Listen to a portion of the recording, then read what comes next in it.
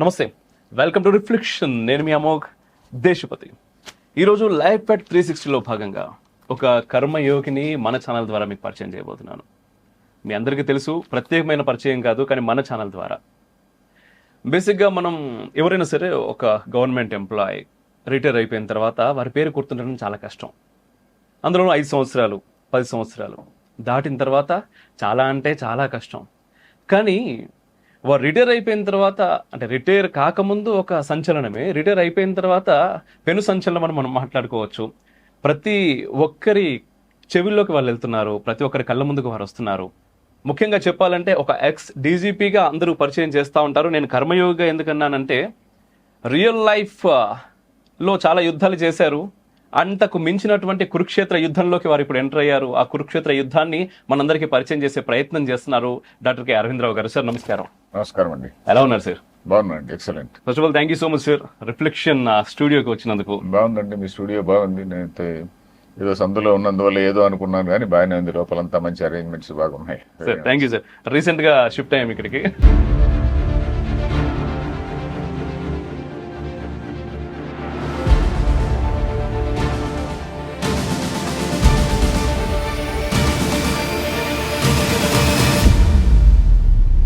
మీకు 16 సంవత్సరాలు వచ్చే వరకు ఆ ఊర్లో కరెంట్ లేదు. మేమేదో సింపుల్ గా ఉన్నాం, మేము కష్టపడుతున్నాము అనేటువంటి భావన మాకు ఎప్పుడు మనసులో ఉండేది కాదు. మా ఊరు నుంచి హై స్కూల్ పోవాలంటే 4 కిలోమీటర్లు నడుచుకొని పోవాలి. చదువు అనేది ఏంటి అంటే ఆ 22 సంవత్సరాలు 23 సంవత్సరాలు వారు భక్తి అనేటువంటిది ఒకటే కాదు మనకు కావాల్సింది. ఈ హిందూయిజం అప్రూవ్ చేయాలి అని ఇస్లాంకు ఉంది, క్రిస్టియానిటీకి ఉన్నది, కమ్యూనిస్టులకు ఉన్నది. మన పైన ఇంత అటాక్స్ జరుగుతున్నది అనేది ఎంతమందికి తెలుసు చదువుకున్నటువంటి వాళ్ళకి. మెకాలే మ్యాక్స్ములో విద్యా విధానం వచ్చి వాళ్ళు చేసిన డ్యామేజ్ చాలా ఎక్కువ ఉందండి. తమిళనాడులో బ్రాహ్మిన్స్ టార్గెట్ కావడానికి ఇది మెయిన్ రీజన్. పెద్ద పెద్ద రాజకీయ నాయకులు సైతం సంస్కృత మృత భాష అని మాట్లాడుతూ ఉన్నారు. ఆయన తెలిసి మాట్లాడుతున్నాడు, దాన్ని మనం ఏం చేయలేము. పుస్తకం రాయాలనే అంత భావన ఎందుకు కలిగింది సార్ నక్సలైట్ల పైన? మేధావులు కూడా కొంతమంది ఇన్నోసెంట్ మేధావులు ఉంటారు. అవునండి. ఈ ఆపరేషన్ కగార్ అనేటటువంటిది మహాత్మా గాంధీ వారి చేతిలో భగవద్గీతని అంటే పట్టుకున్నారో లేదో నాకు తెలియదు. గాంధీజీ మనం అంత గ్రేట్ మ్యాన్ అని ఎందుకు అనుకోవాలి? హిందూ సమాజంలో సన్యాసులు స్వాములు అంటే చాలా రెస్పెక్ట్ ఉన్నది. వాళ్ళే మహాత్ముడిగా పోర్ట్రే చేసి మహాత్మా అని అంటాము, వీళ్ళందరూ మొదలు పెట్టారు కదా. మహాత్ముడు అన్న తర్వాత ఇంకా ఆయన పెడెస్టల్ మారిపోయింది. వేదం చదవడానికి వాడికి అర్హత లేదు, కానీ మోక్షానికి అధికారం ఉంది. పురోహితుడు కాలేవు, కానీ ప్రైమ్ మినిస్టర్ కావచ్చు. కరెక్టే. బ్యూరోక్రసీ అనేటువంటి చాలా భయంకరమైనటువంటి ఐరన్ ఫ్రేమ్. అది ఎవరిని రానివారు అక్కడ. ప్రపంచంలో ఎవరికైనా సమాధానం చెప్పొచ్చు, దేని గురించి అయినా సమాధానం చెప్పొచ్చు భగవద్గీత తెలుసుకుంటే. Because there is nothing beyond that. నా జానపదికం దుఃఖం ఏక శోచితుమర్హతి అశోచన్ ప్రతికుర్వీత యది పశ్యేద్ ఉపక్రమం.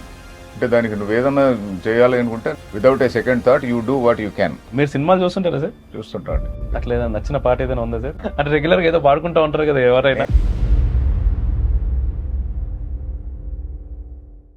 లైఫ్ ఎట్ 360 అనే ఒక ప్రోగ్రామ్ చేస్తుంటారు సార్ మన ఛానల్లో. చాలా మంది ప్రముఖుల జీవితాల లోపలికి మేము కొంతమేర తొంగి చూసే ప్రయత్నం, ఎట్ ది సేమ్ టైం మా ప్రేక్షకులకి చూపించే ప్రయత్నం చేస్తూ ఉంటాం. దానిలో భాగంగా ఈరోజు మీరు ఒప్పుకొని ఇక్కడికి వచ్చినందుకు మరొకసారి ధన్యవాదాలు సార్. మీరు అంటే రాయలసీమలోని ఒక మారుమూల ప్రాంతంలో దాదాపుగా ఒక ఇంటర్వ్యూలో చూశాను నేను, మీరు చెప్తున్నప్పుడు దాదాపుగా 16 సంవత్సరాల పాటు, అంటే మీకు 16 సంవత్సరాలు వచ్చే వరకు ఆ ఊర్లో కరెంట్ లేదు ఎట్లా అని. ఈరోజు చాలా మంది యువత గురించి మనం మాట్లాడుకుంటా ఉంటే ఏదైనా ఒక అంటే చాలా చిన్న చిన్న ఇబ్బందులు, అంటే మనకు చూసే వాళ్ళకి చాలా పెద్దవిగా అనిపించవచ్చు చాలా కారణాల చేత. ఆత్మహత్యలు అంటున్నారు, మాకు చదవడానికి అవకాశాలు లేవంటున్నారు, మేము బ్రతకలేకపోతున్నాం అంటున్నారు, విపరీతమైన స్ట్రెస్ అంటున్నారు. పేరెంట్స్ కావచ్చు, పిల్లలు కావచ్చు. మనం చూసుకున్నట్లయితే ఐఐటీల్లో, IIITలో, పెద్ద పెద్ద ఇన్స్టిట్యూట్లో ఆత్మహత్యలు జరుగుతూ ఉన్నాయి. మీరు ఒక మారుమూల గ్రామం నుంచి, ఇప్పుడు మీరు చెప్పినట్టుగా మీకు 16 ఏళ్ళ వయసు వచ్చే వరకు అట్లీస్ట్ పవర్ లేదు, అక్కడ కరెంట్ లేదు. అక్కడ నుంచి ఈరోజు రాష్ట్రం గర్వించే స్థితి, దేశం గర్వించే స్థితికి మీరు ఎదిగారు. ముఖ్యంగా ఈ రోజు ఉన్నటువంటి యూత్కి చెప్పమంటే ఏం చెప్తారు మీరు?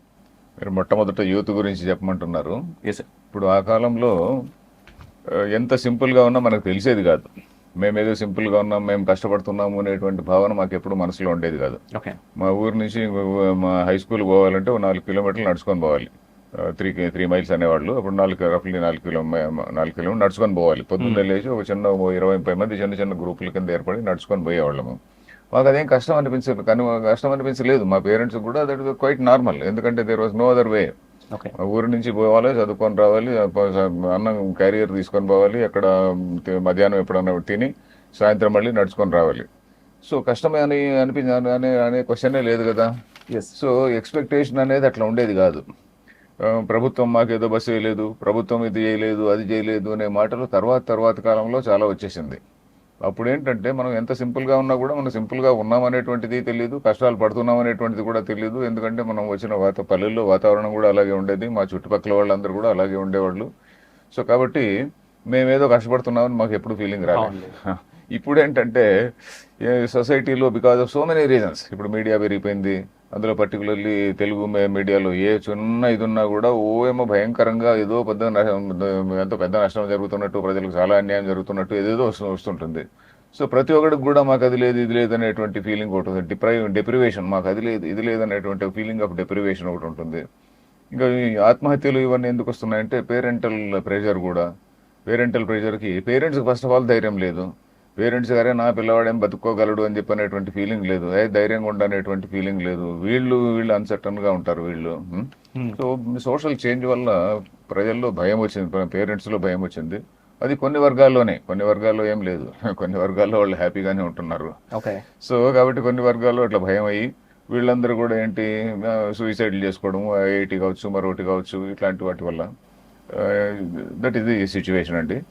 Because of the social change. అదే దానికి మనం ఏం చేయలేము. మన ఎక్స్పెక్టేషన్స్ పెరిగిపోయినాయి, గవర్నమెంట్ నుంచి కావచ్చు, ఇంకా సొసైటీ నుంచి కావచ్చు, ఎక్స్పెక్టేషన్స్ చాలా పెరిగిపోయినాయి అందువల్ల. ఓకే, ఎడ్యుకేషన్ మీరు నిర్వచించమంటే ఏం చెప్తారు సార్? ఎందుకంటే ఇప్పుడు మనం ఐఐటీల గురించి మాట్లాడితేనే చాలా మంది ఎక్కువ ఆత్మహత్యలు అక్కడ ఉన్నాయి. చదువు అనేది ఏంటి అంటే ఆ 22 సంవత్సరాలు 23 సంవత్సరాలు వాడు వెళ్ళి రాసే పరీక్షలకు పరిమితం అయిపోయాం మనం ఈరోజు. నా ఫీల్డ్ కానటువంటి సబ్జెక్ట్ అడుగుతున్నారు, అయినా కూడా ఎడ్యుకేషన్ అంటే డిఫైన్ చేయాలంటే ఇప్పుడు అకస్మాత్తుగా ఎలా చెప్పాలి? ఎడ్యుకేషన్ అంటే something which gives you courage, something which gives you ఒక టోటల్ పిక్చర్ ఆఫ్ లైఫ్. నా దృష్టిలో ఎడ్యుకేషన్ అంటే ఉదాహరణకి చిన్నపిల్లవాడికి 7-8 ఏళ్ల వయసులో మనం పిల్లని పక్కన కూర్చోబెట్టుకుని రామాయణము భారతము కథలు, మామూలు చిన్నపిల్లల కథలే కాకుండా ఇంకొంచెం పెద్ద పుస్తకాలు తీసుకొని, ఫర్ ఎగ్జాంపుల్ అమర్ చిత్ర కథ గురించి నేను అందరికీ చెప్తుంటా. అమర్ చిత్ర కథ, రామాయణము భారతం తీసుకొని 8 ఏళ్ల నుంచి 12 ఏళ్ల వయసులో వాళ్ళకు అది కవర్ చేసామంటే వాళ్ళలో క్యారెక్టర్ బిల్డ్ అవుతుందండి. ఇంకా ఒట్టి ఇదే కాదు, కార్టూనే కాకుండా చిన్న రామాయణం పుస్తకం, రాజగోపాలాచారి రామాయణం తీసుకోండి, లేకుంటే ఇంకెవరో కమలా సుబ్రహ్మణ్యం అనే రాసింది. ఈ కాలంలో 12 ఏళ్ల పిల్లవాళ్ళు చాలా బాగా ఇంగ్లీష్ కూడా చదవగలరు, ఇక్కడ మిగతా దేశాల్లో కూడా. సో వీళ్ళందరూ కూడా అలాంటి పుస్తకాలు చదివితే మనిషిలో ఒక రకమైన క్యారెక్టర్ బిల్డ్ అవుతుందండి. క్యారెక్టర్ బిల్డ్ అయినప్పుడు వాడికి ధైర్యం వస్తుంది. అది రానంత వరకు మనం నా పిల్లాడికి నాకు శ్లోకాలు చెప్పితే 4 శ్లోకాలు చెప్పించమని అడుగుతుంటా. సంస్కృత పండితులు పెద్ద వాళ్ళు చదువుకున్న వాళ్ళు ఉంటారు కదా, ఏమయ్యా మీ మనవడికి నేను ఎవరింటికన్నా పోయితే నాకు చిన్న దురలవాటు ఉంది, పిల్లవాళ్ళు కనిపిస్తే ఏమయ్యా నువ్వు పద్యం చెప్పు అని అంటుంటా. ఒక్కడు కూడా పద్యం చెప్పినవాడు ఉండడు, చాలా రేర్గా ఎక్కడో కనిపిస్తుంది ఎక్కడో ఒక పద్యం చెప్పేటువంటి వాడు. శ్లోకం చెప్పేటువంటి వాడు ఉంటే ఇంకా రేర్.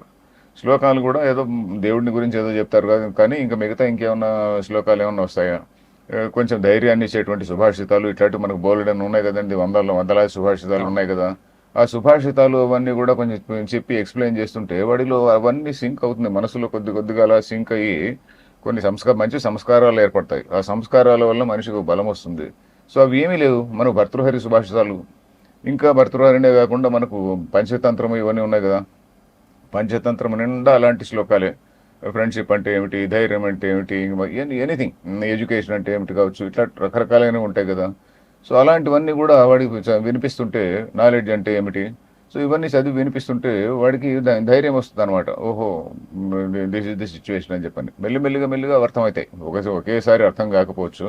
వాడు యాజ్ ఈ గ్రోస్, వాళ్ళు పెరిగే కొద్దీ మెల్లగా వాళ్ళకి అర్థమవుతూ ఉంటాయి ఇవన్నీ కూడా. సో నా దృష్టిలో చిన్నపిల్లలకి ఈ శతకాల నుంచి, తెలుగులో శతకం కావచ్చు, వేమన శతకం కావచ్చు, మరొక శతకం కావచ్చు, లేక సంస్కృత శ్లోకాలు కావచ్చు, అవి కొంచెం బట్టి చేస్తుండాలి. ఒట్టి దేవుని పూజలకు సంబంధించిన స్తోత్రాలే కాదు, ఆ దేవుని పూజకు సంబంధించిన స్తోత్రాలు ఉంటే 2-3 ఉండొచ్చు, కానీ అవే పట్టుకొని అది వేయాల్సిన పనిలే. ఆ దేవుళ్ళను అంత మస్కా కొట్టాల్సిన పని లేదు. నేను ఏదో చెప్తున్నాను, మస్కా కొట్టాల్సిన పని లేదు అని. మరి ఊరికే భక్తి అనేటువంటిది ఒకటే కాదు మనకు కావాల్సింది. ధైర్యం, మనిషికి ధైర్యం రావాలంటే ఇవన్నీ కూడా ఉండాలి కదండి. జనరల్ ఎడ్యుకేషన్ చాలా ఉంటాయి, లిబరల్ ఎడ్యుకేషన్ కూడా ఉండాలి వాళ్ళకి. బాగా ఎడ్యుకేషన్ ఉంటే ధైర్యం వస్తుందండి, ఎడ్యుకేషన్ లేకుంటే ధైర్యం రాదండి. మీరు ధైర్యం గురించి మాట్లాడుతున్నప్పుడు ఆటోమేటిక్గా నాకు ఇంకా చాలా ప్రశ్నలు ఉన్నాయి, కానీ ఒక ప్రశ్నలోకి వెళ్ళిపోతున్నాను సార్ నేను. ఇప్పుడు కురుక్షేత్ర యుద్ధంలోకి మీరు ఎంటర్ అయ్యారు సార్. నార్మల్గా చాలా యుద్ధాలు చేశారు, చాలా మందిని భయపెట్టారు, భయపడ్డారు చాలా మంది. అక్కడ నుంచి కురుక్షేత్ర యుద్ధం. అయితే కురుక్షేత్ర యుద్ధంలో భగవద్గీతలో శ్రీకృష్ణ పరమాత్ముడు యుద్ధం గురించి చెప్పాడు, యుద్ధం చేయమన్నాడు. కానీ ఈరోజు ఆ క్షాత్ర ధర్మం అనేది ముఖ్యంగా భారతీయులకి, అందులోని హిందువులకి లోపించింది. ఒక బానిసత్వపు భావజాలంలో ఇప్పటికీ బ్రతుకుతున్నారు. దీని నుంచి బయటకు రావడం ఎలా? చాలా సీరియస్ క్వశ్చన్ అండి ఇది. నేను పెద్ద కురుక్షేత్రంలో ఏం పని చేయలేదు ఇదివరకు కూడా. సర్వీస్లో ఉన్నప్పుడు కూడా అది మామూలుగా మా పార్ట్ ఆఫ్ ది డ్యూటీ కిందనే అనుకొని భావించి చేశాం. నేను ఒకడే కాదు, చాలా మంది ఆఫీసర్స్ అలాగా ఉన్నారు కదా.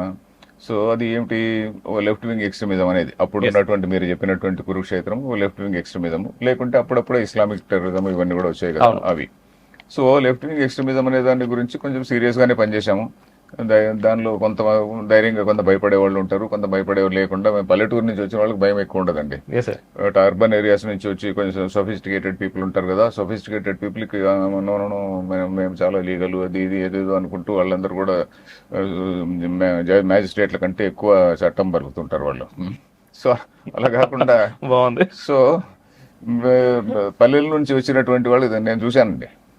ఐఏఎస్ కావచ్చు, ఐపీఎస్ కావచ్చు, పల్లెల నుంచి వచ్చినటువంటి వాళ్ళు చాలా బోల్డ్గా పనిచేస్తుంటారు, సింపుల్ బ్యాక్గ్రౌండ్ నుంచి వచ్చినటువంటి వాళ్ళు.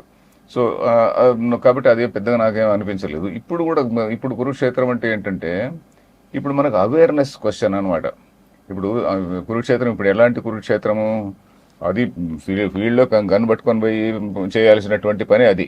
ఏది పోలీస్ డిపార్ట్మెంట్లో మనం ఫీల్డ్లో ఒక డెసిషన్ తీసుకొని అవి ఇవి చేసేది. ఇక్కడ అది కాదు. ఇక్కడ ఏంటంటే మన పైన మన సొసైటీలో వస్తున్నటువంటి మార్పుల గురించి అవేర్నెస్ లేదు. ఇప్పుడు ఫర్ ఎగ్జాంపుల్ కురుక్షేత్రం అని మీరు అన్నదానికి ఇంకో ఎలాబరేట్ చెప్పాలంటే, అసలు మన భారతీయ మతాలు ఉంటాయా పోతాయా అనేటువంటిది బేసిక్ క్వశ్చన్. ఎందుకంటే అసలు భారతీయ మతాలను, అందులో ముఖ్యంగా హిందూయిజంను ఎరాడికేట్ చేయాలి అని చెప్పని మన దేశంలోనే మనకు శత్రువులు ఎక్కువ మంది ఉన్నారండి. బయట వాళ్ళకంటే శత్రువులు ఇక్కడే ఎక్కువ మంది ఉన్నారు. మనకు ఎవరో చెప్పారు, ఇజ్రాయెల్ చుట్టూ శత్రువు వాళ్ళు, Israel is surrounded by enemies అని, India is occupied by enemies అని, ఇది full of enemies inside. India enemies అందరూ ఇంట్లో ఇక్కడే ఉన్నారు. సో వీళ్ళందరికీ ఎలా అవేర్నెస్ కల్పించడం? ఇప్పుడు ఏంటంటే ఇప్పుడు భారతీయ మతాలు నేను ఎందుకు అంటున్నానంటే, ఫర్ ఎగ్జాంపుల్ హిందూయిజం ఉన్నది. హిందూయిజం ఇదేదో ఏన్షియంట్ రిలీజను, సనాతన ధర్మ అని చెప్పని మనం ఏదో అనుకుని అందువల్ల రక్షించాలి అని అనుకోవాలనా, లేక దీనిలో నిజంగా ఏమన్నా గొప్పతనం ఉందా? నిజంగా ఏమన్నా గొప్పతనం ఉంటే నిజంగా రక్షించాలి. మిగతా మతాలు మనకు మన మతం గురించి తెలియదు, వేరే వాళ్ళ మతాల గురించి తెలియదు, వాళ్ళ సిద్ధాంతాల గురించి తెలియదు, వాడి స్ట్రాటజీ గురించి తెలియదు. అది ఇలా ఉండి మెల్లిమెల్లిగా మనం ఏంటి అందరూ ఒకటే అనే భావనతో మనం కంప్లీట్గా మన డోర్లు తెరుచుకొని ఉంటే వాడిని మెల్లిమెల్లిగా ఆక్రమించుకునేస్తుంటే మిగతా వాళ్ళు మనం చూసుకుంటా ఉన్నాం. సో ప్రజలు చూసుకుంటున్నారు. అందరూ దీనిలో అందరి ఫెయిల్యూరు ఉన్నది. ప్రజల ఫెయిల్యూర్ అంటే ప్రజలు పాపం అమాయకులు కదా, వాళ్ళకి ప్రజల్ని ఎడ్యుకేట్ చేయాల్సినటువంటి వాళ్ళు ఎవరు? ఇప్పుడు ఫర్ ఎగ్జాంపుల్ వేరే మతం తీసుకోండి. వేరే మతాల్లో ఇప్పుడు మన నాన్ ఇండియన్ మతాల్లో ఉన్నాయి కదా, అబ్రహామిక్ రిలీజన్స్ అంటాం కదా, వాళ్ళకు స్ట్రక్చర్ ఉన్నది. వాళ్ళు పోతుంటారు ప్రజల్లోకి వెళ్ళి, మనం ఇలా చేయాలి అలా చేయాలి అని వాళ్ళకు పెద్ద స్కీమ్ ఉంటుంది ప్రపంచాన్ని కన్వర్ట్ చేయడానికి. మనకు కనీసం మనల్ని మనం రక్షించుకోవడానికి స్కీమ్ లేదు, మన గొప్పదనాన్ని మనకు చెప్పడానికి కూడా స్కీమ్ లేదు. ఫర్ ఎగ్జాంపుల్ ఇప్పుడు వేరే మతాల్లో ఒక పాస్టరో ఇంకెవరో మౌలియనో ఎవరో ఉంటారు అనుకోండి, మన మతం ఇంత ప్రపంచం అంతా ఆక్యుపై చేయాలి అని ఆయన ధైర్యంగా చెప్తుంటాడు. మన దగ్గర మనం టెంపుల్కి పోయినా ఒక పూజారు అర్చకుడు వస్తే ఆయన డ్యూటీ అంటే, ఇదిగో మీ ఇంట్లో వ్రతం చేస్తున్నాం ఇంత డబ్బులు ఇవ్వు అని చెప్పని ఆయన ఏదో ఒక ఎంప్లాయీ లాగానో, ఎలక్ట్రీషియన్ లాగానో, ఒక ప్లంబర్ లాగానో వచ్చి మనకేదో ఇంట్లో ఎలక్ట్రికల్ వర్క్ ఉంటే ఒక ఎలక్ట్రీషియన్ పిలుస్తాము, లేకపోతే ప్లంబర్ని పిలుస్తాము, ఆ విధంగా ఒక పూజారిని కూడా పిలుస్తాము, ఈ ఇంట్లో పూజ చేయమని. ఆయన చేస్తాడు, ఆయన కొంచెం డబ్బులు ఇస్తాం, పంపిస్తాం, అంతే. That's all. అంతే మన ఎక్స్పోజర్ టు రిలీజన్ అంటే అంతే. అక్కడ మా అమ్మ మనకు ఎంత పుణ్యం వచ్చేసింది అనుకుంటున్నాం. సో అంతేగాని అసలు ఏమిటి మన మతం గురించి ఏమిటి అనేది తెలియదు. ఆయన కూడా కొన్ని గొప్ప మంత్రాలు చెప్పిపోయి ఉంటాడు. ఆ మంత్రాలు అవన్నీ వాటిలో గొప్ప అర్థం ఉంటుంది, ఆయనకు కూడా తెలియదు. అది ఆయన కూడా తెలియకుండానే గొప్ప మంత్రాలు చెప్పిపోయింటాడు. సో ఇట్లాంటి పరిస్థితి. ఇంకా మన దేశం ఎదుర్కొంటున్నటువంటి పరిస్థితుల గురించి నేను ముఖ్యంగా రాజీవ్ మల్హోత్రా పుస్తకాల గురించి రెఫర్ చేస్తుంటా. రాజీవ్ మల్హోత్రా అని ఆయన ఉన్నాడు కదా, అమెరికాలో ఉన్నాడు కదా, ఆయన దాదాపు 30 ఏళ్ల నుంచి పుస్తకాలు రాస్తున్నాడు. ఏది హిందూయిజం పైన జరుగుతున్నటువంటి అటాక్స్, ఇవన్నీ అటాక్స్ ఎలాంటివి? Intellectual attacks. ఫిజికల్ అటాక్స్ అనేటువంటి కంటే ఇంటలెక్చువల్ అటాక్స్ ఎక్కువ జరుగుతున్నాయి. ఈ ఇంటలెక్చువల్ అటాక్స్లో ఏమిటి? ఇప్పుడు వీళ్ళందరూ కూడా ఫస్ట్ ఆఫ్ ఆల్ మన ఇంటెలిజెన్షియా మేధావులు ఇట్లా వర్గాలు ఉంటాయి కదా, ఈ మేధావి వర్గాలను వశం చేసుకుంటారండి. ఇప్పుడు ప్రపంచం మొత్తం పైన జరుగుతున్నది ఏంటంటే మన దేశంలోనే కాదు, ఇప్పుడు అమెరికా ఉందనుకోండి, అమెరికాలో కూడా అమెరికన్ యూనివర్సిటీస్లో ఎవరు బాగా స్ట్రాంగ్గా ఉండేది అంటే ఈ లిబరల్ సెక్షనే.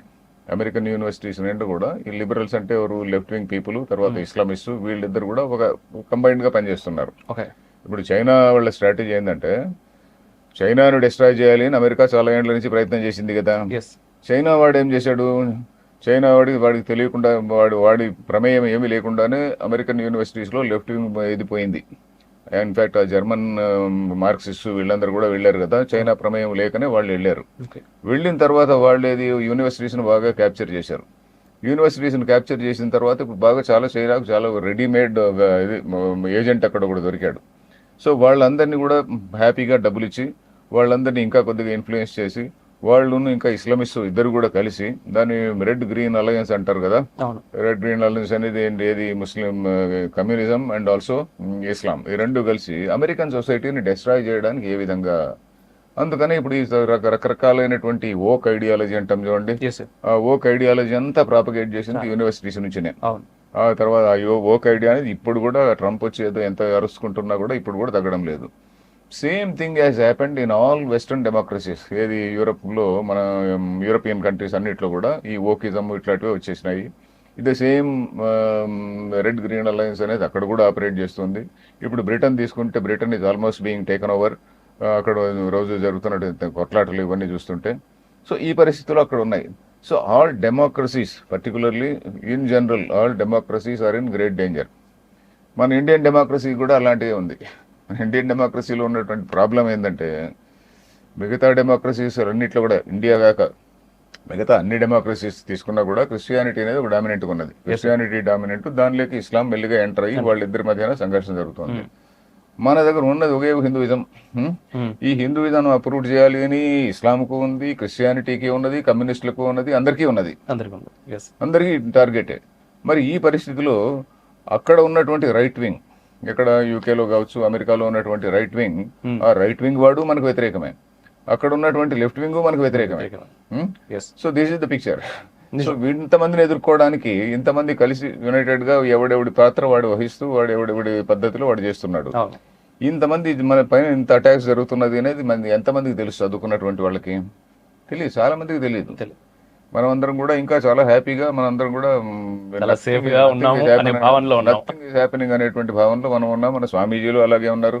మన మేధావులకు నిజంగా క్రికెట్ మేధావులకు తెలుసు ఏం వాట్ ఈస్ హ్యాపెనింగ్ అనేది. ఎందుకంటే వాళ్ళు they are the people who are peddling these ideas కదా. ఇట్లాంటి భావజాలాన్ని అంతటిని కూడా మన సెంట్రల్ యూనివర్సిటీస్ లో, ఇప్పుడు పర్టికులర్లీ బీజేపీ రాకముందు సెంట్రల్ యూనివర్సిటీస్ అన్నింటిలో కూడా ఎంత స్ట్రాంగ్ గా ఈ వామపక్ష భావజాలం ఉండేది.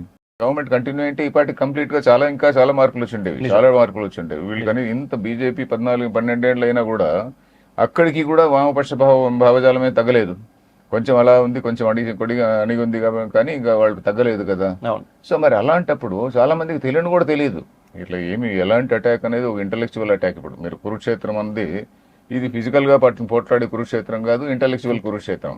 ఈ ఇంటలెక్చువల్ కురుక్షేత్రంలో మన వాళ్ళు, మన ఋషులు ఎంత గొప్ప ఐడియాలజీ ఇచ్చారండి మనకి. ఆ గొప్ప ఐడియాలజీని మనకి ఎంతమందికి తెలుసు అండి? ఏమీ తెలియదు. ఇప్పుడు మిగతా ఐడియాలజీ ఏమిటి అని మీ క్వశ్చన్ వేయచ్చు. నెక్స్ట్ క్వశ్చన్ ఏమిటి ఐడియాలజీ అంటే, ఫర్ ఎగ్జాంపుల్ ఒక మతం అంటే ఏంటండి? ఇప్పుడు వెస్ట్రన్ మతాలు తీసుకోండి, అబ్రహామిక్ రిలీజియన్స్ తీసుకోండి. ఒకనొక వ్యక్తి ఒకనొక సమయంలో ఇప్పుడు దేవుడు అయినా అక్కడో స్కై గార్డ్ ఒక ఆయన ఆకాశంలో హెవెన్ లో ఉంటాడు. ఆ హెవెన్ లో ఉండే ఆయన నుంచి నాకు కమ్యూనికేషన్ వచ్చింది, ఈ కమ్యూనికేషన్ మీరు అందరూ నమ్మాలి అంటాడు. ఆయన ఓకే, కొంతమంది నమ్మారు, కొంతమంది నమ్మలేదు. నమ్మనోళ్ళు ఎదిరించారు. ఈయన కూడా మళ్ళీ ఒక సైన్యం తీసుకొని పోరాడాడు, వాళ్ళని ఎదిరించాడు. మెల్లిగా సైన్యం సహాయంతో తను కొంచెం స్ప్రెడ్ చేశారు. ఈ విధంగా కదండి వెస్ట్రన్ మతాలు స్ప్రెడ్ అయింది. అది మతం, అదేంటి belief. It's a question of belief. మన దగ్గర అలా జరగలేదు. మన దగ్గర ఉపనిషత్తుల్లో అసలు దేవుడు అంటే ఏమిటి అనే దాని గురించి ఒక సైంటిఫిక్ గా ఆలోచించారనమాట. ఇప్పుడు మన ఉపనిషత్తులు భగవద్గీత చదవకుంటే మనకు భారతదేశానికి చాలా గ్రేట్ డేంజర్ అండి. మొన్న కూడా ఎక్కడో మీటింగ్లో చెప్పాను, అసలు భగవద్గీత ఎందుకు చదవాలంటే భగవద్గీత అందరికీ తెలియకపోతే ఇండియా విల్ బ్రేక్ అని. As simple as that. దానిలో ఎందుకంటే మన సిద్ధాంతం ఏమిటి? మనకు ఏదో బిలీఫ్ వల్ల వచ్చినటువంటిది కాదు. Belief versus theology, I mean philosophy. Yes ఇది మంది ఫిలాసఫీ అనమాట, ఒక తత్వము. అంటే దేవుడు అనేటువంటి దాన్ని మనం ఏ విధంగా డిఫైన్ చేశారు చెప్పండి? మన దృష్టిలో దేవుడు అంటే ఏమిటి? ఉపనిషత్తుల్లో చెప్పింది ఏంటంటే దేవుడు అనేటువంటిది ఒక వ్యక్తి కాదయ్యా, ఆయన ఎక్కడో ఆకాశంలో లేడు, అది ఒక రకం ఒక తత్వం. ఆ తత్వం అనే దాన్ని కూడా దానికి చాలా లాజికల్ గా చాలా దానికి చాలా ప్రాసెస్ ఉంటుంది. దాని వీళ్ళందరూ ఆర్గ్యుమెంట్లు, ఇది ఒకరు చెప్పింది కాదు కదా, ఇది ఋషులు అంటే వందలాది మంది డిబేట్ చేసుకొని over a period of time ఇవన్నీ వచ్చినటువంటిది ఉపనిషత్తుల్లో ఉన్నటువంటి తత్వం. ఎస్ సో వీళ్ళు దేవుడు అనేటువంటి దాన్ని ఎలా డిఫైన్ చేశారు? It is of the nature of ఏంటి, సత్యం జ్ఞానం అనంతం బ్రహ్మ అన్నారు. సత్యం జ్ఞానం అనంతం బ్రహ్మ అంటే అర్థం ఏంటంటే it is infinitely existing consciousness అని. ఈ కాన్షియస్నెస్ అనేటువంటిది ఈ మెటీరియల్ ప్రపంచంలాగా మేనిఫెస్ట్ అవుతుంది. ఈ మెటీరియల్ ప్రపంచంగా మేనిఫెస్ట్ అయినప్పుడు మనిషిని, మెటీరియల్ ప్రపంచం అంటే మనం ప్రాణం ఉన్నటువంటివి, ప్రాణం లేనటువంటివి, జడము చేతనము రెండు ఈ విధంగా వచ్చినాయి. మరి దీన్ని ఈ దీనిలో మనుషులు almost it theory of evolution చాలా దగ్గరలో చెప్తారు. ఇప్పుడు ఉపనిషత్తులన్నీ నేను పాఠం చెప్తే ఇంటర్వ్యూ అంతా ఉపనిషత్తుల పాఠం లాగా ఉంటుంది. ఉపనిషత్తులు నేను కొన్ని పాఠాలు చెప్పాను, నేను రెగ్యులర్ గా పాఠం చెప్పాను. సో దెన్ మోడర్న్ ఫిజిక్స్ కు చాలా చాలా దగ్గరలో ఉంటుంది మన ఉపనిషత్తుల సిద్ధాంతం.